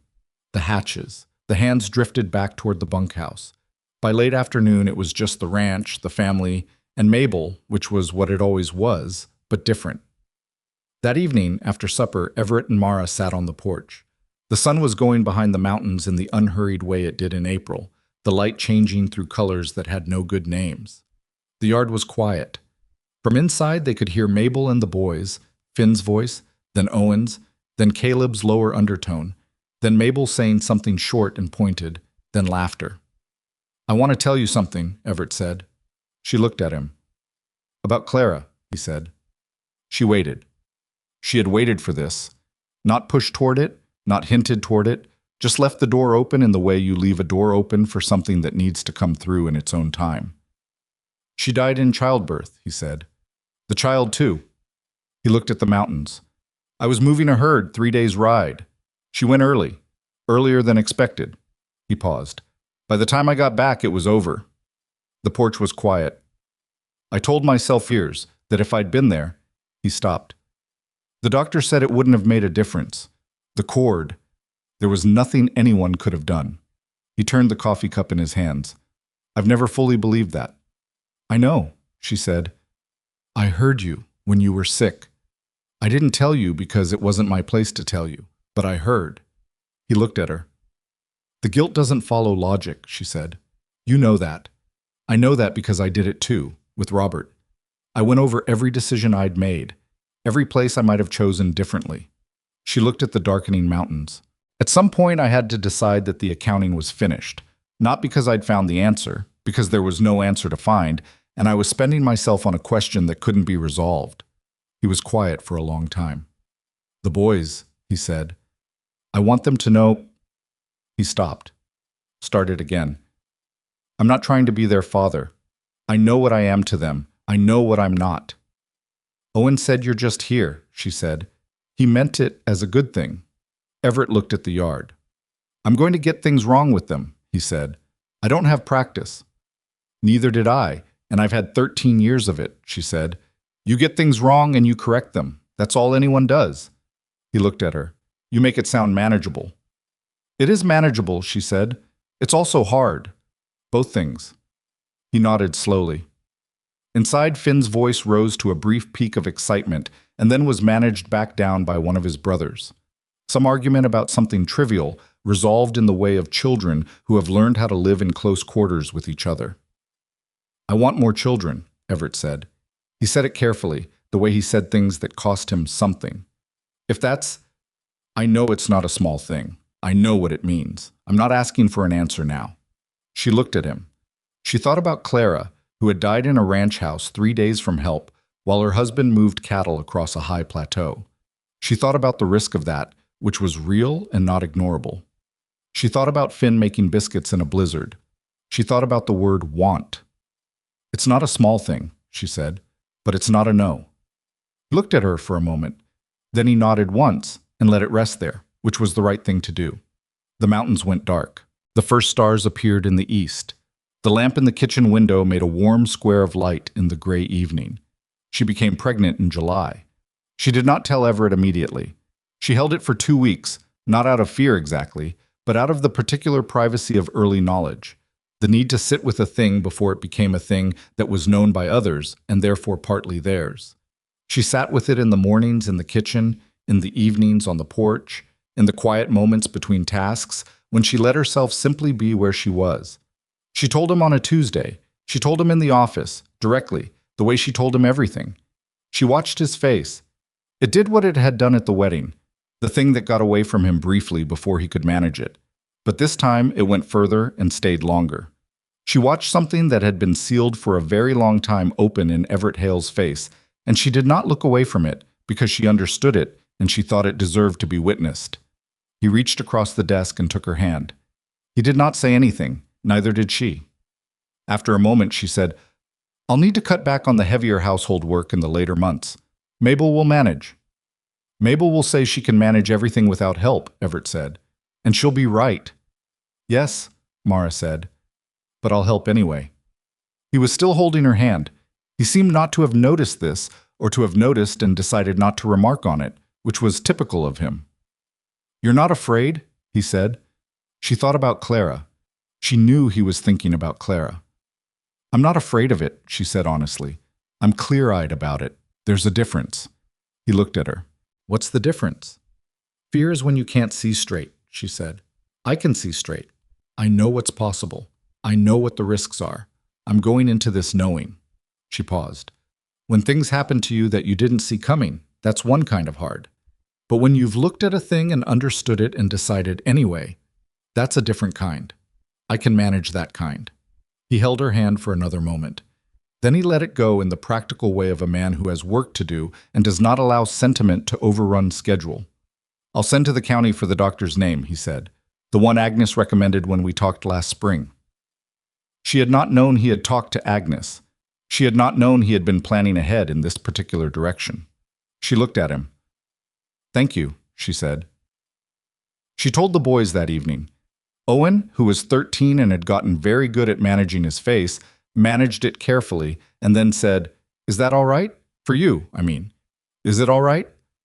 Yes, she said. I'm glad of it. He nodded slowly. She could see him adjusting his arithmetic, updating the ledger. Caleb said, Will the baby sleep in the room with us? He asked it as a practical question about logistics, which was Caleb. No, she said. The baby will have the small room. He nodded. Problem assessed, problem resolved.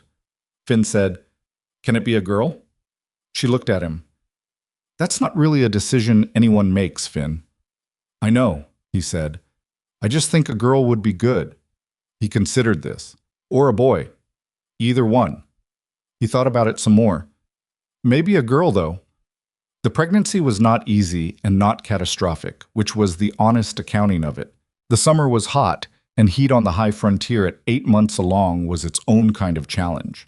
She kept working because she was built that way, and because stopping entirely would have made her difficult to live with, as she told Mabel frankly. And Mabel said, I know, with the brevity of a woman who has seen this before.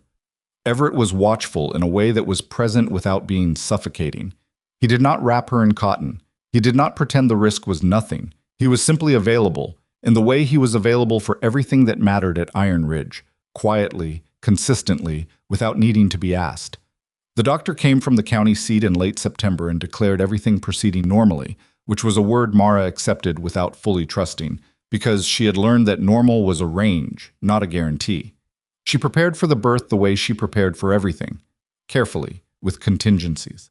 She knew what she needed. She knew what Mabel knew. She trusted the doctor within reason. The baby came in October, on a Tuesday evening when the first real cold of autumn was moving down from the mountains and the lamp in the bedroom threw long shadows on the walls. It was a girl. Everett was in the hallway. He had been in the hallway for 4 hours, which she knew because Owen had reported it to her at one point with a look that meant he didn't know what to do with a grown man pacing a hallway. She had told Owen to get him some coffee, which Owen had done, and apparently the coffee had helped. When it was over and the doctor had said what needed to be said, and Mabel had done what needed to be done, Everett came in. She was tired in the specific way of someone whose body has done the hardest physical work it knows how to do. She was not going to pretend otherwise. He stood beside the bed and looked at the baby, who was small and dark-haired and making a sound that was not quite crying and not quite quiet. His face did the thing again, only this time it didn't come back. He just let it stay. She's all right, he said. She's all right, the doctor said from the corner. Both of them. Everett sat down in the chair beside the bed. He sat there the way you sit when your legs have stopped asking permission. Mara looked at him. Do you want to hold her? He looked at the baby. He looked at his hands. He was a man who worked with his hands, large calloused hands that had mended fence and moved cattle and written in ledger books for 20 years. Yes, he said. She passed the baby carefully, and he took her with the particular care of someone for whom something is enormously fragile and enormously important, and he sat in the chair by the bed and held his daughter. He said nothing for a long time. Then he looked up at Mara. Lillian, he said. It had been her mother's name, which she had told him, and he had remembered. Lillian Rose, she said. If that's all right. It's exactly right, he said. The boys came in one at a time because the room was small. Owen stood in the doorway and looked at his mother first to make sure she was all right, and she nodded at him, and then he looked at the baby in Everett's arms, and something shifted in his face that was not the arithmetic look. It was something younger than that, something that had been waiting under the arithmetic for a long time. Caleb looked at the baby with genuine curiosity and said she was smaller than he expected. Finn looked at her for a long time without saying anything, which was unusual enough that everyone noticed. What is it? Mara finally said. She looks like she's thinking, Finn said. Mara looked at her daughter. There was, in fact, a quality to the baby's expression that was hard to name, but that Finn had named as well as anyone could. She probably is, Mara said. What about?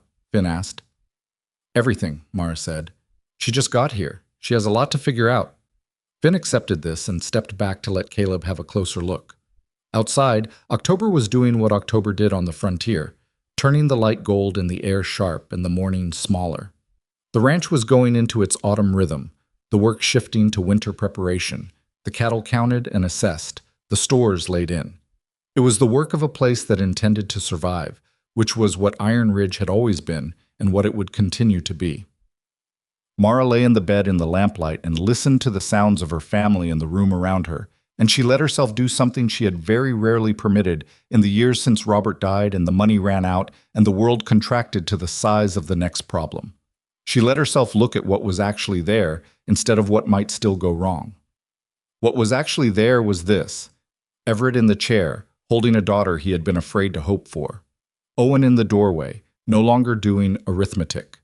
Caleb asking the doctor a practical question about infant weight. Finn standing at the edge of the room, still watching the baby with that expression that was too old for 7 years old and exactly right for him. A school that had 11 students and would have more in spring, run by a woman with an academy education who had spent years thinking she'd left learning behind. 40 acres with her son's names on them. A ranch that had learned to run without anyone being indispensable because she had quietly made sure everyone knew enough to manage. She thought about the door, Silas's door, in the rain, closing with a click that had felt like the end of everything. She had been wrong about that. Or not exactly wrong. It had been an ending. But endings had always been, in her experience, the precondition for something else. The hard part was not knowing that in the moment. The hard part was standing in the rain with 3 shivering children and believing that a closed door might be a direction instead of a verdict. She hadn't believed it then. She had simply moved, because moving was the only other option, and she was not built for stillness when there was still ground underfoot. 1 foot in front of the other. For 30 miles of bad road, and for every day since. Later, when the doctor had gone and Mabel had gone to her room and the boys were in their beds, Everett moved his chair closer, and they sat together in the quiet house while Lillian slept between them. "Do you ever think about the first night?" he said. She looked at him. "The night I came here?" "Yes." She had thought about it recently, for the first time in a while. The rain. The knocked door. His face in the lamplight, unreadable, looking from her to the wagon. "Bring the boys inside, storm's coming." "Sometimes," she said. "What do you think about it now?" She looked at her daughter. At this man she had arrived at by accident and chosen on purpose. At the room that was hers, in a house that was hers, and the land that was hers, and the school that was hers, and the life that was, piece by careful piece, hers. "I think," she said, "that I knocked on the right door." He was quiet for a moment. "You would have found another way," he said, "if this hadn't worked." "Probably," she said. "I know you would have." She looked at him. "Is that why you gave me the land, so I'd know I could leave?" "Yes," he said. "Then you understood something important," she said. He nodded once. This was the thing she had learned, the thing she carried now that she had not fully understood before. It was not the door that mattered. It was not the man who opened it, the ranch on the other side of it, the land or the school, or even the children sleeping in the next room. Those things were real, and they were good, and she was grateful for them without sentimentalizing them. What mattered was that she had knocked. In the rain, with $20 and 3 hungry children and no guarantees and no reason to believe it would go differently than the last closed door, she had knocked. That was hers. That had always been hers. Nobody had given her that. Nobody could take it away. The frontier did not become gentle because a woman had survived it. The problems did not stop because a family had found its footing. Tomorrow there would be work and weather and the particular stubbornness of living in a place that required constant effort just to stay even. Walt Greer would find another angle eventually, because that was his nature. The school would have difficult days and resistant students. The boys would grow into men who made their own mistakes, which she would have to watch without always being able to help. None of that was resolved. None of it was behind her. But she was different than the woman who had stood on Silas's porch in the rain, and the difference was not what had happened to her. The difference was what she had learned to see. She had learned to see the distance she had traveled, not as proof that she was done, but as evidence of what she was capable of. The closed door, the bad road, the mud and cold, and the man who said she wasn't his responsibility, all of it had led her here, not because the universe had a plan for her, but because she had refused to stop moving. Everett put his hand over hers on the arm of the chair. She turned her hand over and held it. Outside, the October night was cold and full of stars, the mountains dark against a sky that held more light than darkness at this hour, and the ranch was quiet in the way. A working place is quiet when everything in it is, for this moment, exactly where it belongs. Lillian Rose Hale breathed her small, steady breath. Mara listened to it and let everything else go quiet too. That was enough. That was, without any qualification at all, more than enough.